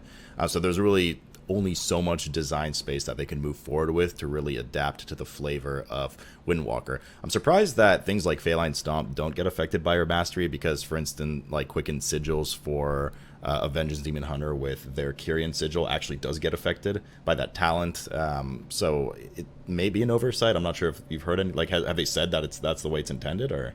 I mean, we reported it back when it first came out, and have reported it many times since then, and no, we haven't gotten anything. But you're right, because it's and that's one of those things that it should work that way. It fits, it checks all of the boxes for things that should work with Mastery, and yet it just doesn't. And it's kind of, again, one of those very predictable situations that we know, okay, chances are something new is not going to work with our Mastery. So we'll just add it to the list of bugs at this point. Yep. So then moving along now, let's get into the nitty-gritty of conduits and legendaries. Now, from what I remember, I was playing with Infa last week, and he was trying a lot of Windwalker back when M Plus was still there before they took it down on beta, of course. And he said, generally he's enjoying the playstyle a bit more than on live, obviously. But man, like he could just barely use any legendary because they were all so bugged. I'm not sure if they've done anything about that, and if they have, or even if they haven't, what kind of looks like the direction in your guys' minds that you're going in for Soulbind Conduit legendary combos currently? I know I don't want to be the guy who's like, what's the best, because we don't know the best, but you can start to kind of shape mechanically, right, which direction you're headed in. I mean, I think in terms of damage, right now, purely damage, Venthyr is just miles ahead of everything else. Because you press it and it's, assuming you didn't use Storm, Earth, and Fire, it's like 30% of a Windwalker's, well, it was like 30% of a Windwalker's damage when it was doing what it was supposed to do and casting Fist of Fury. So it is so overtuned compared to the others. And there's other silliness, like, because it's tagged to work off of our mastery. So like a Mistweaver, since Mistweavers have so much higher mastery, kind of baseline because of how they scale with mastery, and stats and stuff like that, their damaging monks do a lot more damage than a Windwalker's damaging monks do.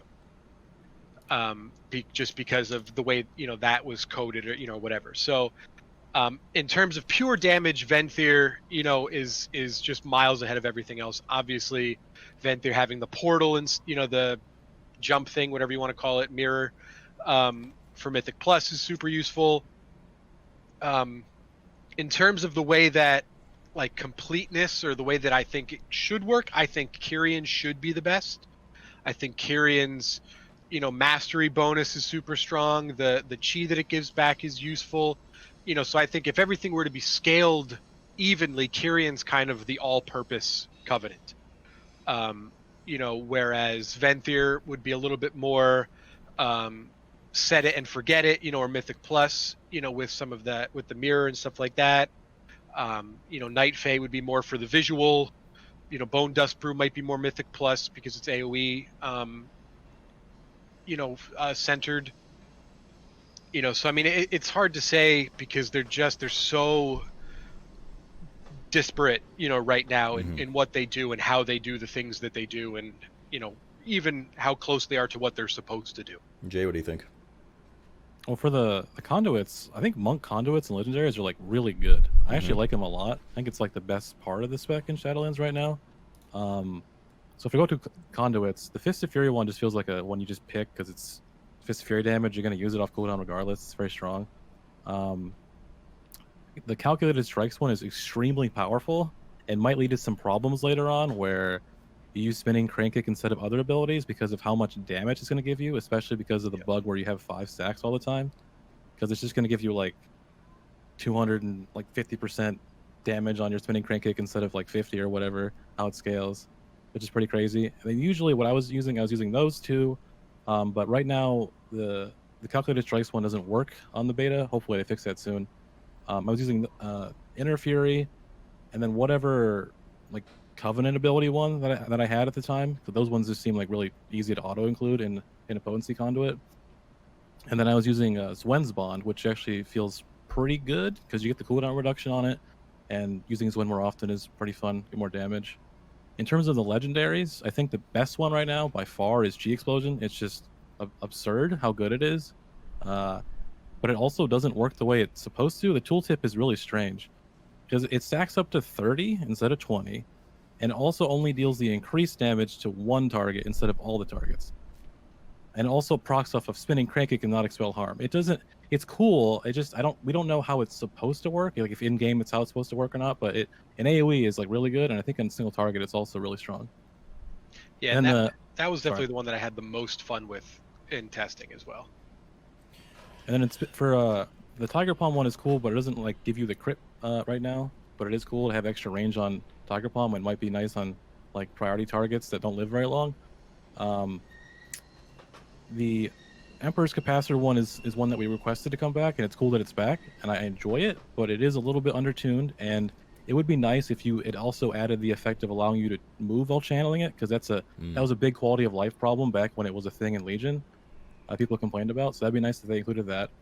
And then there's Zwen's Battle Gear, which is one that we really wanted to come back, and we're happy it's back, but it's the post-nerfed version of the tier bonus back in Tomb, which was really bad back then.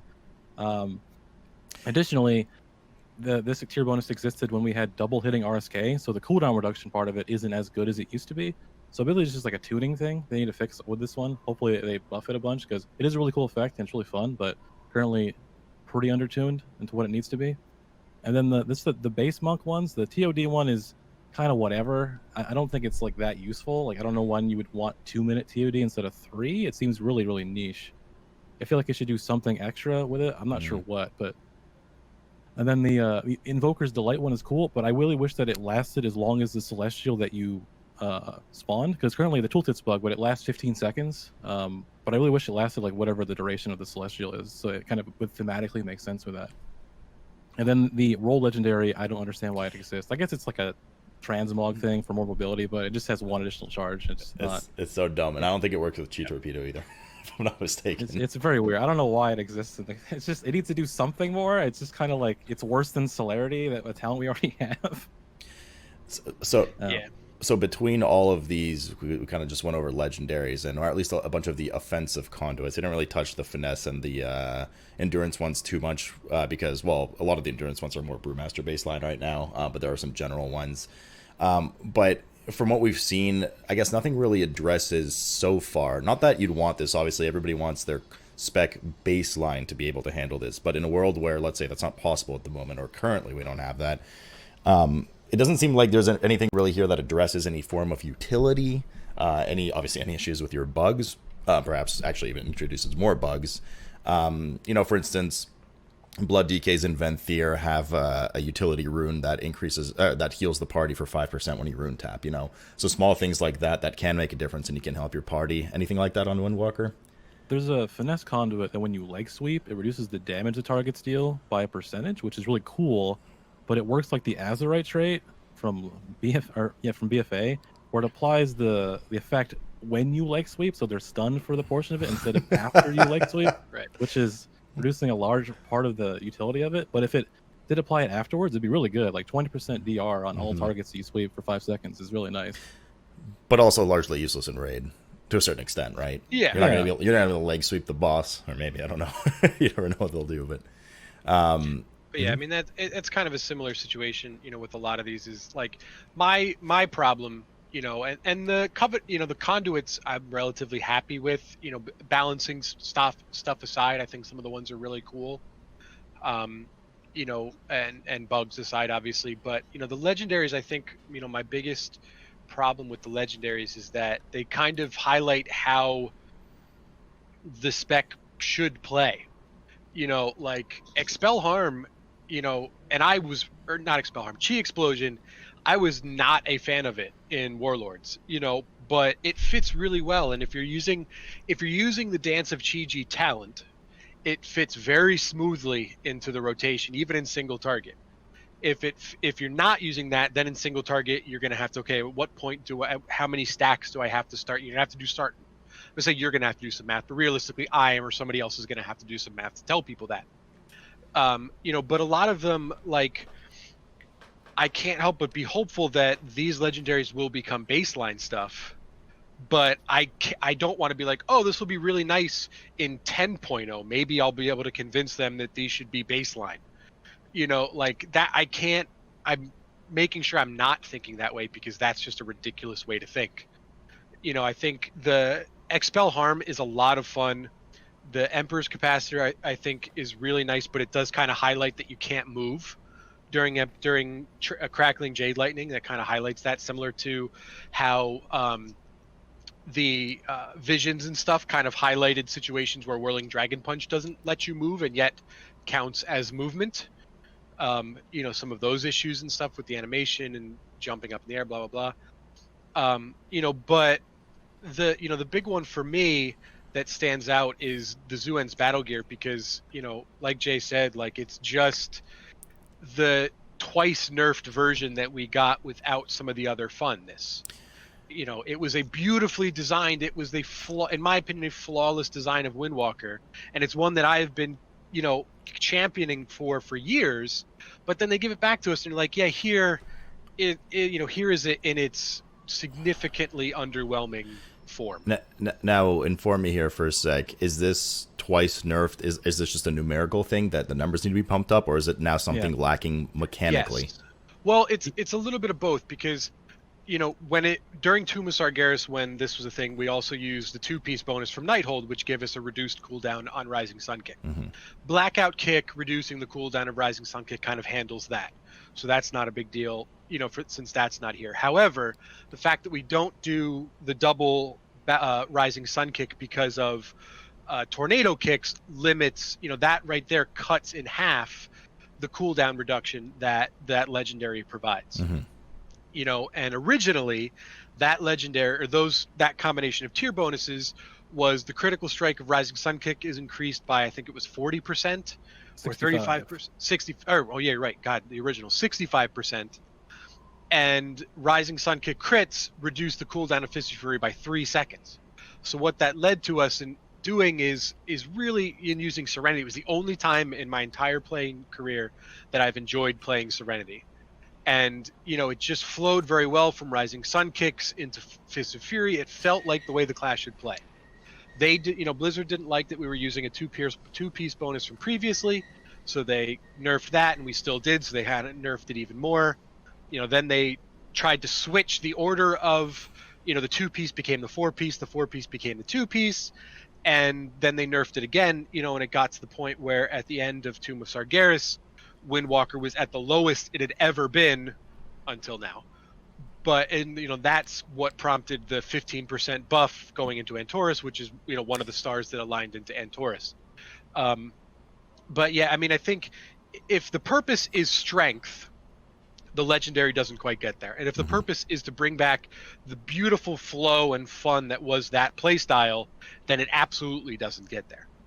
It's like a third or a quarter of what it would be. So it's I don't want to say it's insulting, but to a certain extent it's kind of like a slap in the face of, oh, we could give you exactly what you've been asking for and you would all be super duper happy, but we're not. Here's what we're going to give you.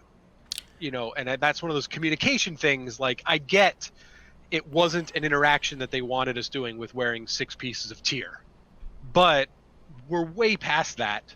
And that's something that a communication could be like, okay, well, we wanted, we don't want you doing this. We really would prefer this legendary to do that, because it should be kind of the general purpose legendary, and it should be a noticeable improvement to the flow of the spec, and it really isn't. There are times that it's very disruptive. That's a bit of a letdown hearing that. So now that we've gone into all the nitty gritty at this point, right? Historically, going into SL as well, all the legendaries, conduits, etc. We've kind of painted a full picture. Well, you certainly painted a full picture for me, and hopefully everybody watching and listening right now. So, if we're to kind of summarize without going too crazy overboard, because we've already discussed a million things. With where Windwalker stands right now, what do you think? What would be your message to the devs as the most pressing matters to get the train on the correct track right now and have the spec move forward as something that would be desirable, moving into Shadowlands? Like, what can we do about it? I would say address the scaling problems with specifically Zwen and Touch of Karma first, because that's a big problem. I think it's pretty easy to fix and address. And then a larger undertaking would be like the talent tree and some like baseline scaling passives or something as well. Because the talent tree, I think, is a large part of what people want. Like, they want to look at the talent tree like, I want to pick this, this, and this. But it's pretty weak right now. But I think just fixing Zwen, adding some new effects. Because right now, like, there's nothing new about Windwalker and Shadowlands that I'm excited for, I guess. Like, they're just adding old effects that we had in PFA. Like, I want to be excited for something brand new about the spec. It doesn't really exist right now. Yeah, I think for them, I think, what I'd love to tell the devs is delete Storm, Earth, and Fire, because it would make our jobs easier, it would make their jobs easier, and it would just stop this endless cycle of things not working. In terms of simple things, I do think that the simplest thing is, I agree with fixing scaling. That would be kind of my number one thing. But I think that either fix scaling or make sure that Windwalker gets regular catch-up improvements. Gets regular buffs and stuff to keep up and make up for that that scaling. I've been saying for years that people who play Windwalker don't play Windwalker because it's strong or because it's popular. They play Windwalker because they love it. But the number of people that love Windwalker enough to put up with a lot of these bugs and the damage problems dwindles every day. And the number of people that learn to love this spec is not matching the number of people who are falling out of love with it. So I think if the desire is to get people to love a spec and for a spec to be fun, and I think Windwalker is a really great example of that, the bugs kill it and the damage kills it. Because people will play, I think Shadow Priest is a really great example. The people will play unfun if it's strong. Mm-hmm. People will not play fun if it's weak. And Windwalker has spent too much time too weak for people to be like, oh, well, you know what? At least it's fun. I have been a defender of Windwalker for years. I have been called a Blizzard apologist and all of that stuff. But it got to the point where I switched away from my Windwalker because the fun did not make up for the lack of damage and lack of contributing to my raid. And I switched to Havoc Demon Hunter so I could shut my brain off for 6 months. Okay. This kind of brings us to our last general section where we actually touched on a lot of these subjects already. I have to join the guild Peepo Pants right now on Alpha. There we go.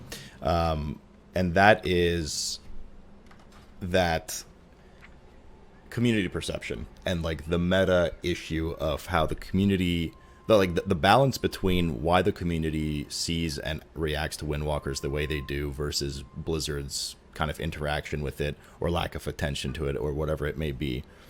Moving forward, do you think outside of addressing the scaling issues, for instance, that you mentioned, what can be done to kind of help with the community perception? Do you think, as mentioned earlier, is it something that's just we've done what we can from the community side, it's in Blizzard's hands now to fix and fix the bugs and make fun? Or is there something moving forward that can be kind of done and helped with to shake these people's mentality? Because, we talked about this before you guys joined us live here, and one of the main things is they could just fix all of Windwalker's stuff. They can buff them another 20% damage, whatever, and it would take maybe a year before people realize it was actually good, right? Just like you mentioned with the Antaurus thing. They were so good in Antaurus, but lol Windwalker. We're not going to bring a Windwalker because it's a Windwalker kind of thing.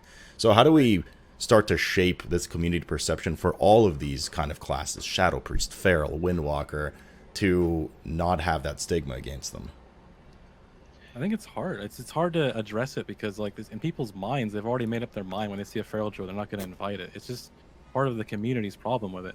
Right now, on live service, you can time 20s with pretty much any spec you want.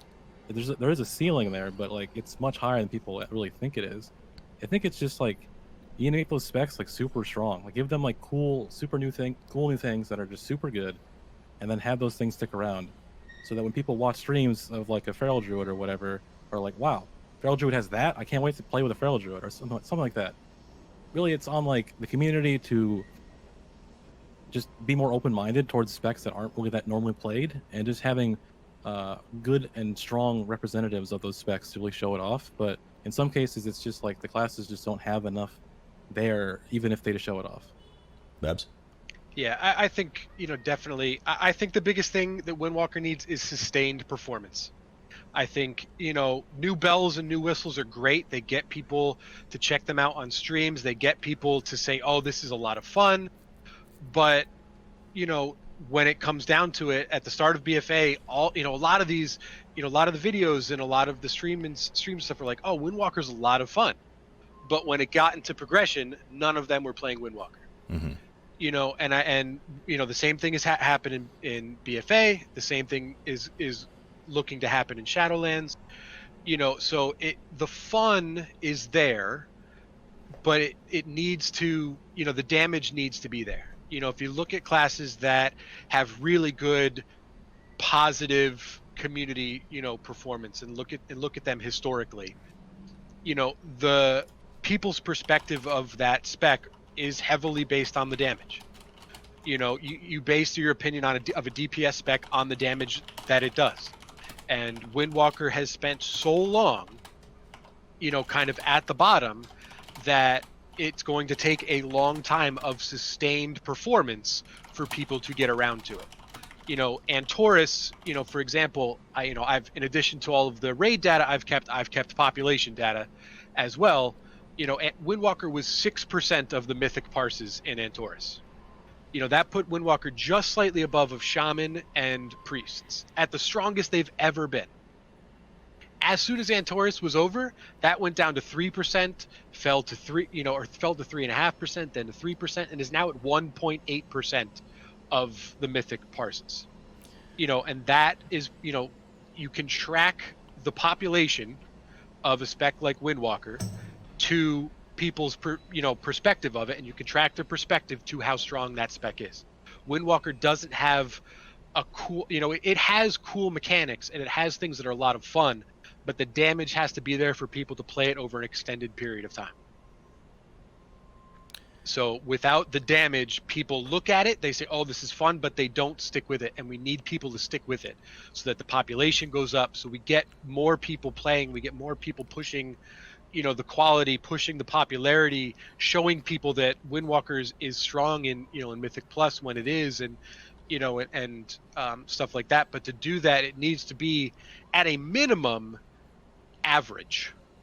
And, realistically, average is not going to move the needle as much as being above average for an extended period of time. And I think that's what needs to happen. If anything is going to change, Windwalker has to be above average for an extended period of time. So it seems like Blizzard is just not giving you the ammo needed to help to start to fix that community perception amongst ourselves or yourselves right now. Yeah. I mean, it really, I put a lot of time into doing that stuff, and and trying to show people that, listen, that's a big part of the reason why I've kept all this data. So when somebody comes in and says Windwalker is garbage, I could say, no, look, it's actually not. It's 2% below average or whatever. That's completely reasonable. Mm-hmm. But I mean, a lot of people have pointed out that over the last couple months, I'm not doing that anymore. I have historical data to show that Windwalker has been below average and stays below average. And without something to move that needle, I can't keep telling people that fun is enough. So they're not giving me the help that I need to try and get people playing and to stick with a spec that they enjoy. Most people come in and enjoy it. They don't leave because they don't enjoy it. They leave because it's not strong enough to enjoy it. I think that's totally fair. And the utility stuff we talked about earlier too. All right. Let's field a couple questions here, I think, for a few minutes, if you guys don't mind, and then we're all wrapped up, and then we'll have any end of show thoughts that you guys might want to give out. So, chat, I'm going to skip over any questions that have already been answered in the show because we covered a bunch, especially if you joined halfway.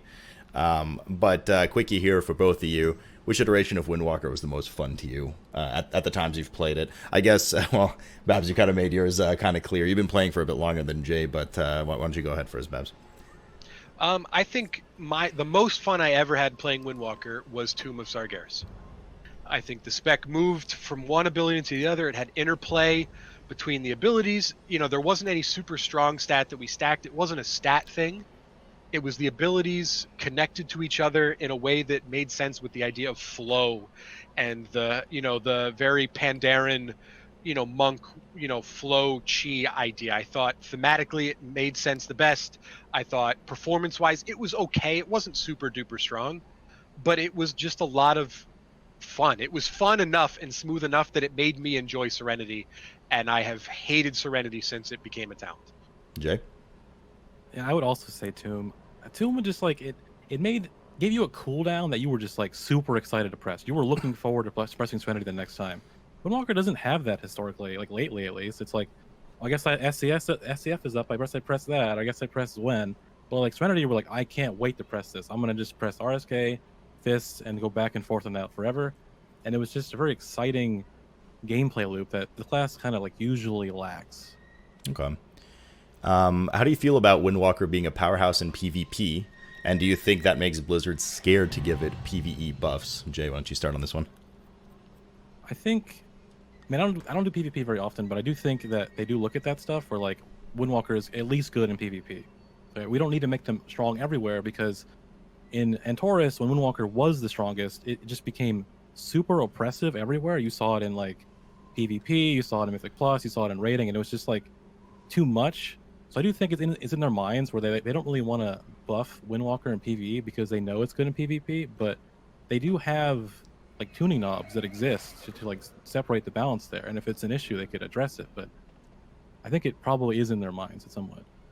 Yeah, I agree. I think it's obvious, you know, from a Windwalker perspective, and I don't do a lot of PvP, but everyone, you know, when I was grinding for Blood of the Enemy, it was a lot of fun to hop in a battleground and just annihilate people and go, oh my gosh, it's so, you know, it's great to be strong as a Windwalker, you know, but, you know, I do think that they, at least over years, and I'm not somebody that follows PvP, I don't, you know, I watch the odd arena match, you know, stuff like that, so I don't know all of the tuning knobs that are in place, but I know years ago they wanted to be able to have things more separately, and it seems like they've gotten away from that. I think there are things that happen in PvP that have negative effects on PvE, and I'm sure there are things, you know, on the other side. The GCD. So I mean, I think it's natural that they have them connected, but I was under the impression that they had put in a lot of effort and systems to have them less connected, and they seem to have kind of converged and then, you know, remeshed. Suggestion: what do you think of mass transcendence as a utility? I mean, I like it. You know, warlocks have that unique ability of gate. I think giving another spec gate would be super awesome, even if it's any other spec, because my guild seems to have a real issue with warlocks. We killed Queen Ajar with 0 warlocks. We were the first guild in the world to do that, and we don't want to have to do that. So, you know, it'd be nice. I think mass transcendence is a really awesome idea. You know, I don't know how it works or what, you know, if people just run into our transcendence thing and then they get deported at, you know, whatever. But I think mirroring the gate aspect would be a very useful utility that would immediately get a spec brought more often. Jay? Yeah, that sounds great. Just having like maybe like Windwalker giving its mobility to someone else. I mean, that sounds like it'd be useful. I mean, it's part of what the spec should be, I guess. It's the mobility spec. So yeah, that sounds cool. All right. Yeah, I mean, I think even on a smaller, like letting the windwalking buff, you know, work like a Savage Roar, you know, or something like that, you know, that it increases everybody's health, or, you know, increases or not health, you know, movement speed, or the aura, you know, something like that. Like even a little bit like that would help. But I mean, I think a mass transcendence like that would be a game-changing utility increase to whatever spec that would get it.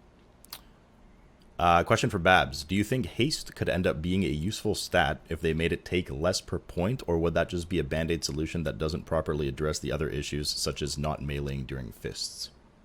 Right. So that's, you know, part of the scaling situation. You know, scaling has multiple aspects. It's how much of your damage that stat affects.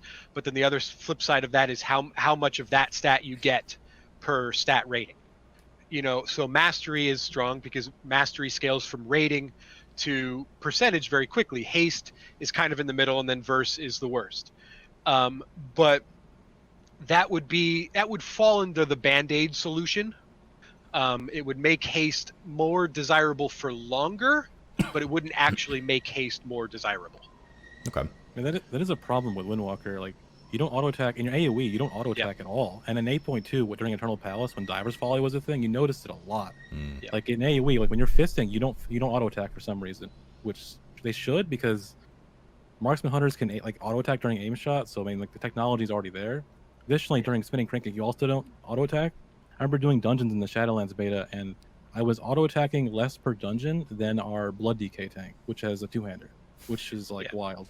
Yeah, it's just like you don't auto attack during Whirling Dragon Punch, you don't auto attack during Spinning Crank Kick, you don't auto attack during Flying Serpent Kick, you don't auto attack during Fist of Fury. You know, so those are all things that kind of lead into auto attacks being a very low portion of our damage, when you would kind of think auto attacking and punching things would be a reasonable thing that Windwalkers would be strong at. Well, especially because in BFA they made auto attacking much more like a large part of your damage. Like for tanks, it's like the second damage. So like that's a part of why your damage is low on single target. Is just you're not auto attacking. That is wild.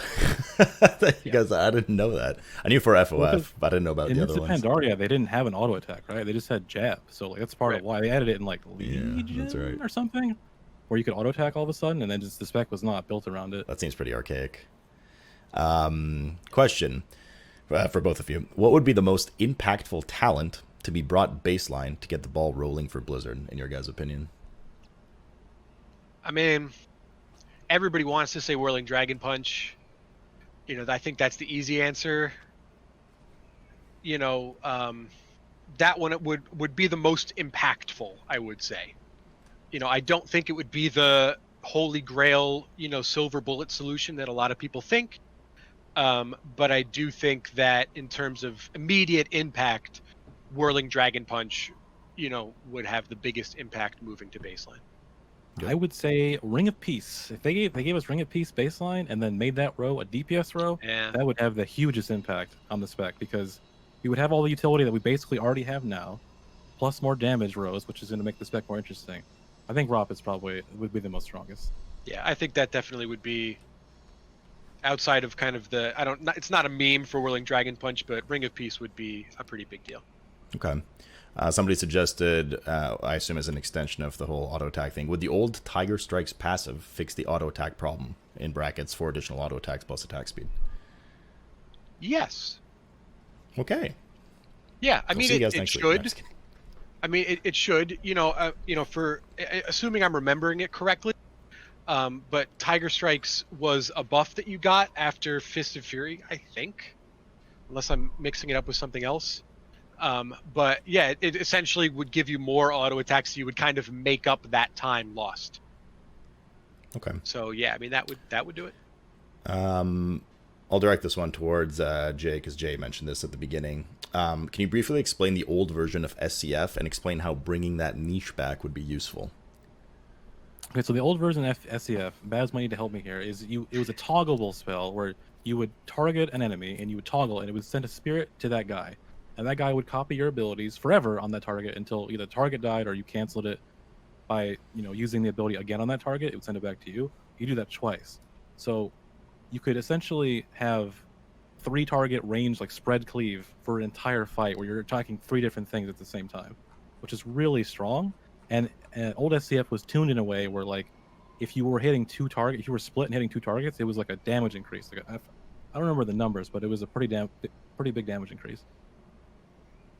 It was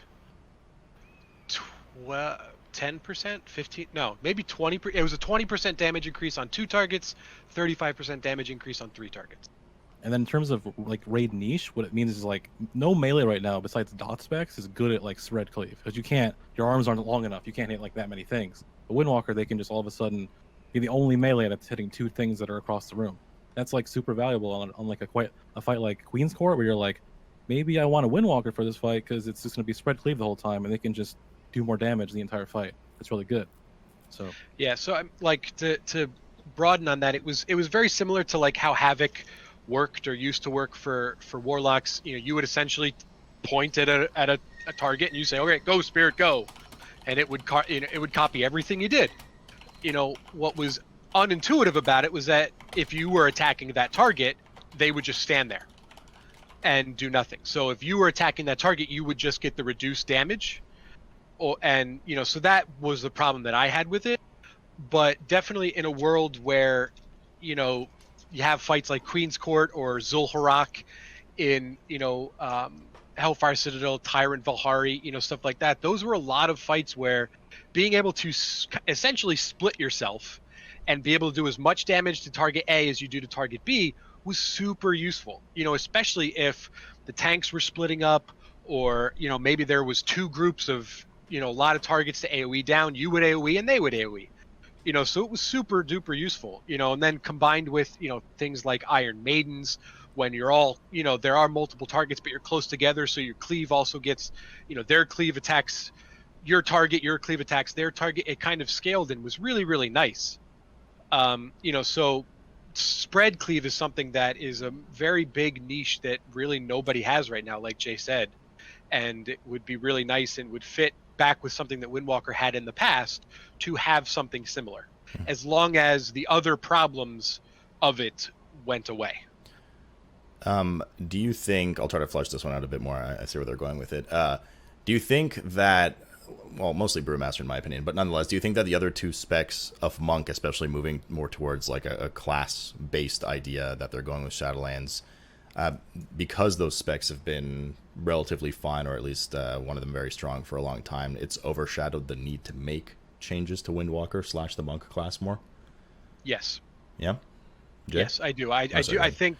I think, you know, like to a certain extent, we're apt to saying with pure DPS classes, oh, why don't you just play fire? You know, oh, why don't you just play assassination? I think, even if small, I think there's a certain amount of, oh, why don't you just play Brewmaster? You know, and you know, I don't think it's intentional. I don't want to say that somebody is saying, oh, we'll just make all the Windwalkers go Brewmaster, but I do think I can't confidently say that no, that's not a thought that somebody has consciously or subconsciously. Jay? I would agree. You think it's just like a resource problem? I think it's maybe true. You think it's just like they see the spec, they see a class and they go, well, one of the 3 specs is really good. Mission accomplished. We did it. Let's just work on the other classes to make sure everyone has, like they can play one spec of their class and be good. I think it's, you know, it's probably in their minds that that's a thing. Yeah, I mean, I think that makes sense. You know, if you only have a limited amount of resources, you want to make sure at least every class has one spec that works. But that falls apart when you're dealing with classes with multiple roles. You know, but yeah, that's why like I can't say no, but I also can't confidently say yes. As things stand, let's say major bugs being fixed, right? As things stand, are you guys going to be playing your Windwalkers in the coming expansion? Dun, dun, dun. This is a question I get a lot when I stream, and I think it's really come down to what my guild wants me to play, what we need for our comp. Like, I would like to play it, but if not, then I'll just play whatever melee is good and that we need. Because I think it's once you get to a certain point in raiding, you just want to help your raid group succeed, no matter like what class you're playing. Ideally, you want to play the class you love playing, but sometimes you can't. Yeah, I'm in a similar situation. You know, once I played Demon Hunter and kind of saw, you know, what I could do on a Demon Hunter and realized I'm not that bad at it. You know, right now we were in a situation where our raid was looking at potentially 0 Demon Hunters going into Shadowlands, which we did have somebody switch. You know, so it's up to me. You know, beside the fact that I'm the guild master. You know, but it's up to me to kind of choose, you know, which one I play. But you know, but it's either going to be Havoc or Windwalker. You know, for me.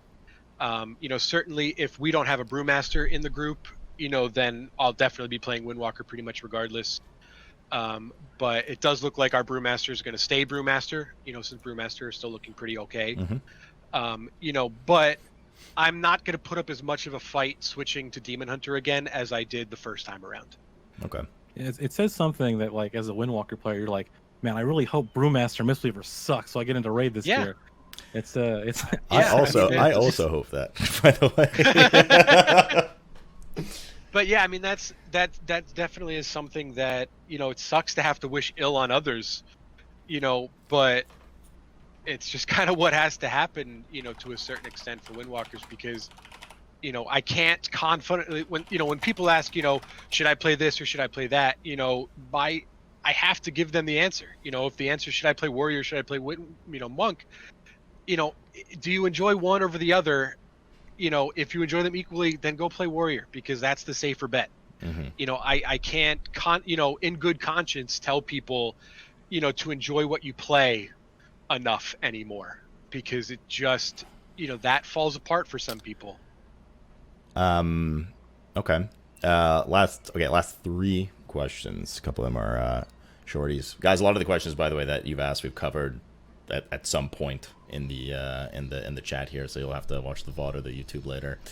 What do you think about Zwen as a permanent pet?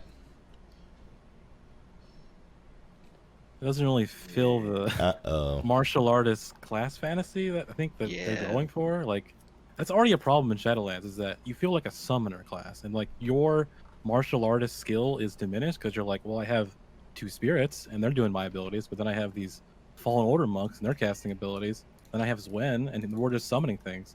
There are points in fights in Shadowlands where you have more summons than a warlock, and it doesn't make any sense. why that's the case. Yeah, I mean, I feel very similar. I like Zuen a lot. I like the theme of him. I like how he fits Windwalker, blah, blah, and has forever. I stuck with the Zuen's battle gear. It's my backup transmog anytime because I just love it. And it was my go-to transmog for the couple weeks I was at Volpera. Mm-hmm. But it does, Windwalker has struggled with the pet AI situation with Storm, Earth, and Fire. So I have a really hard time being excited about dealing with that more.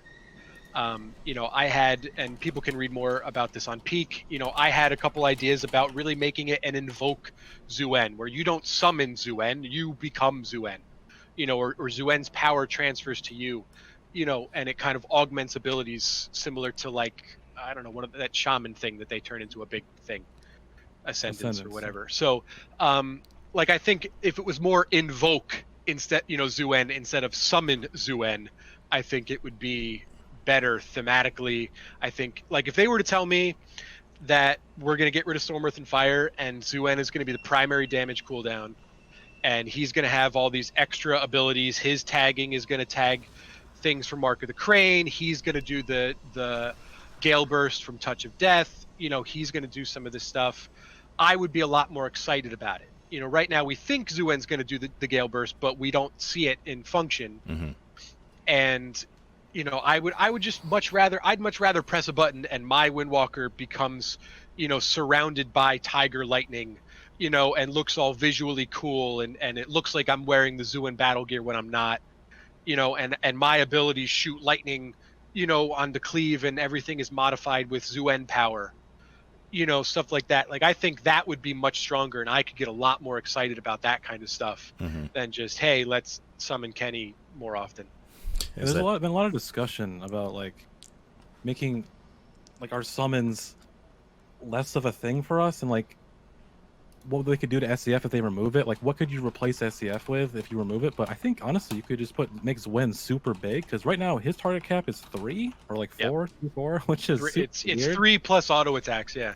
Considering where everything else hits 6, so they could just make Zuen super big as a cooldown and then just remove SCF as a result. Or I think Tiger Eye Brew would be cool to have back baseline. That was a really unique cooldown mechanic that was fun, but yeah. Yeah, I love that too. All right, second last one here. Would you like to see Tiger Eye Brew back and remove SCF? Do you think it would make us more consistent instead of bursty then?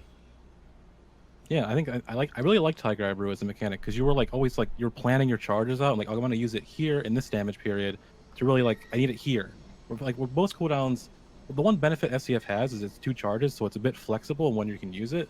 But Tiger Eye Brew was just super flexible. You could just be I want to use, I know I need damage on this ad here. I'm gonna save my charges for that. That's a really fun playstyle that doesn't really exist in the game. I feel right now. Mm-hmm. Mostly for people, it's I'm holding combust. Please pull something so I can use it, kind of thing.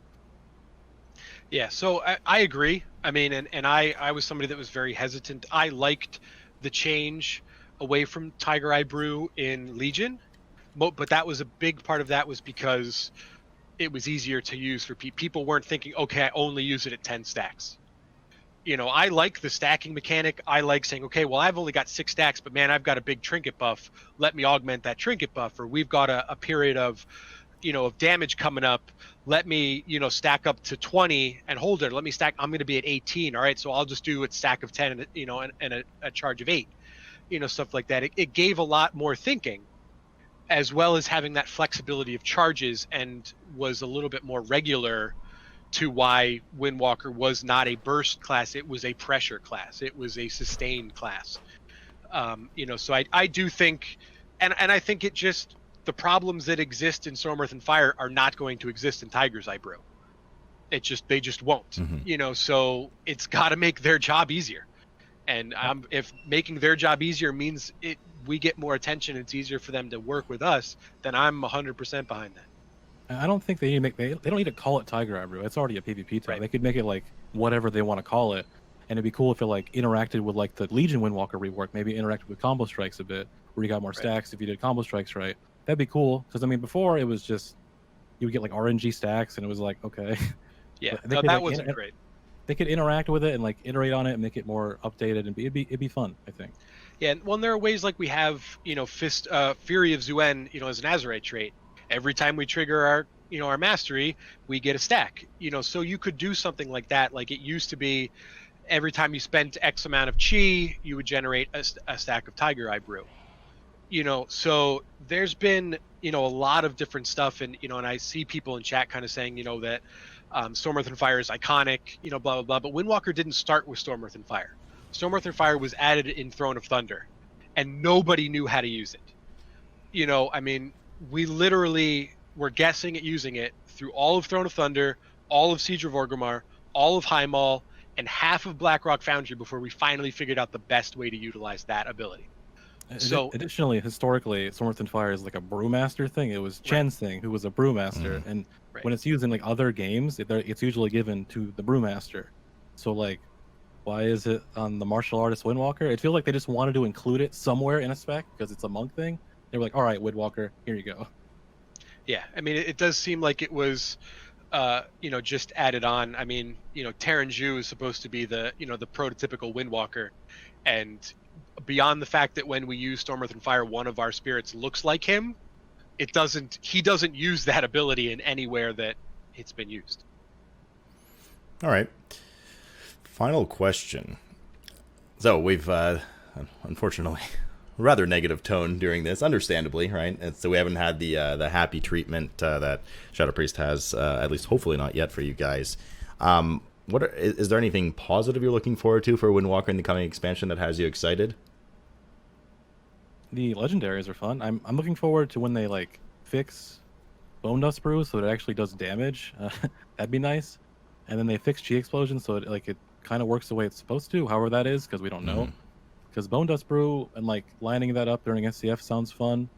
If they had the Gale Bursting on Zwen, that'd be cool, but I fear it might interact poorly. Like, we had Diver's Folly, and Diver's Folly interacted negatively with us, because our character is doing 45% damage during Diver's Folly, it's only storing 45% damage of the Diver's Folly, and Zwen's effect seems like it's going to be similar to that if it does exist.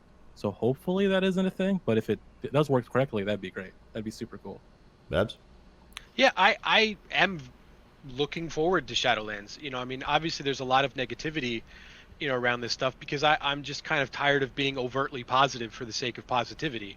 That's fair. But I mean, I want to play Windwalker in Shadowlands. I have fun playing Windwalker on beta. I had fun playing Windwalker, in raid testing and leveling and on alpha, and in dungeons and all that stuff. I have fun with that stuff. I don't want to have to play Havoc Demon Hunter. I don't not enjoy Havoc Demon Hunter, but I miss my Windwalker when I'm playing Havoc. So I'm hopeful, what I'm looking forward to is just hopefully everything being reset to 0. And even if all of these problems are still around, even if Windwalker scaling still sucks, all that stuff, I just want everybody to be starting on a reasonably even playing field again, and just to kind of have the slate wiped clean and hope that balancing in the frequency of class and spec buffing and nerfing is more the Legion strategy or the Legion frequency than the BFA frequency. So, I mean, I want to play Windwalker. That was not Freudian, I promise. I want to play Windwalker in Shadowlands. I plan on playing Windwalker in Shadowlands. I just want it to be worth me playing Windwalker in Shadowlands. I got you. To be fair, it is like the new TOD is fun to use in some boss encounters, like on Sardonathrius. If there's like an ad spawn in the middle of nowhere, you can just TOD and it's dead. That does feel pretty good. It's just like using TOD on like bosses and just like 6k damage on a 3-minute cooldown. You're like, oh. Yeah, I mean that's it's an execute, but it is like the weakest execute on the planet. But it is. I mean, I absolutely love it when questing. It is absolutely my favorite thing to do when questing. You just walk up and bye, and then move on. Well, like in raid, it's not super great. On lady, whatever, when she spawns a bunch of ads and I can touch a death some of that. That's fun. If touch of death had some kind of reset or cooldown reduction, that would be even more fun. But like using it just on a raid boss is very lackluster. But other than that, like open world, it's like the most fun aspect of playing Windwalker right now is just making things disappear. Fair. Gentlemen, parting thoughts? Babs, go first. You don't have to have one. know, Don't get me wrong. Just if No, there's I mean, any last I've note you want to make. Yeah, I mean, I've been pretty candid, with my thoughts and and stuff like that. I do think that the people who enjoy Windwalker at the start of the start of BFA will enjoy Windwalker at the start of Shadowlands. I think if you like Windwalker now, it depends on what you like about it. If you like its speed, you're not going to like the start of Shadowlands, because it's naturally going to be slower. So I do think Windwalker is a lot of fun, and I think the amount of fun it is what highlights the problems. I think if it wasn't so much fun, we wouldn't care much about the problems because nobody would play it. We would be subtlety rogue or survival hunters, but the people who play it are super passionate about it because it's fun and because we love it. I said it earlier and I repeat it often, but the people who play Windwalker don't play Windwalker because it's popular or because it's powerful. You play it because you love it and because it's fun, and that's not going to change. For me, I just hope that out of this or in the future that we just have like a better idea of what they want to do with the spec. My biggest fear has been for a while that they just don't have a direction for the spec. They don't know what they want to do with it, and that it'll just keep getting chi all left and right and not anything meaningful. And I just want like more communication of just like what they want to do with it, what the direction is. Just have a better idea of what they're doing with it, because right now it feels like kind of like an abandoned spec, which doesn't feel good no matter who you are if your spec feels abandoned. All right, fair. Gentlemen, I hope that I hope they get the attention they need. I hope all of these classes and specs get some love, especially in the talent department. I think it seems to me, certainly with bugs at least, you guys are well beyond the whole we just need some talent changes and some number changes. So hopefully that's on the radar. I mean, we got theoretically about 3-ish months until the expansion launches. I don't think we're past the point of no return of the old enhanced / Shadow Priest treatment to some of the specs. Right. Probably another month, maybe even up to 2 months of that. But it's definitely loud and clear from your community, from Shadow Priest community. I can only imagine future communities that we're gonna have a chat with. Everybody just wants better communication as to the direction they're headed in for these specs, and what their thoughts are, what they've listened to, etc. So hopefully that will come. Guys, it's been a pleasure, and thanks a lot for taking out the time from your days to come and hang out and chat all things Windwalker. Thanks for having us. Yeah, Thank you. Thanks Yeah, for coming. and if anybody has any other questions, the Monk Discord is the place to come ask. Make sure you grab the Windwalker thing so you can talk in our channels. But I am always around if people have other questions that we missed or anything like that. I can answer those. People are around. All right, guys. Thank you for everything. Keep in touch, and hopefully you guys get the changes. I'd love to see some changes and then hear your guys' thoughts on them as they come in. So fingers crossed, I suppose, if they're not going to tell us, fingers crossed for any beta build now where you get some changes, and we'll see you soon. Thanks, man. All right, later, guys. Thanks a lot for everything. Later.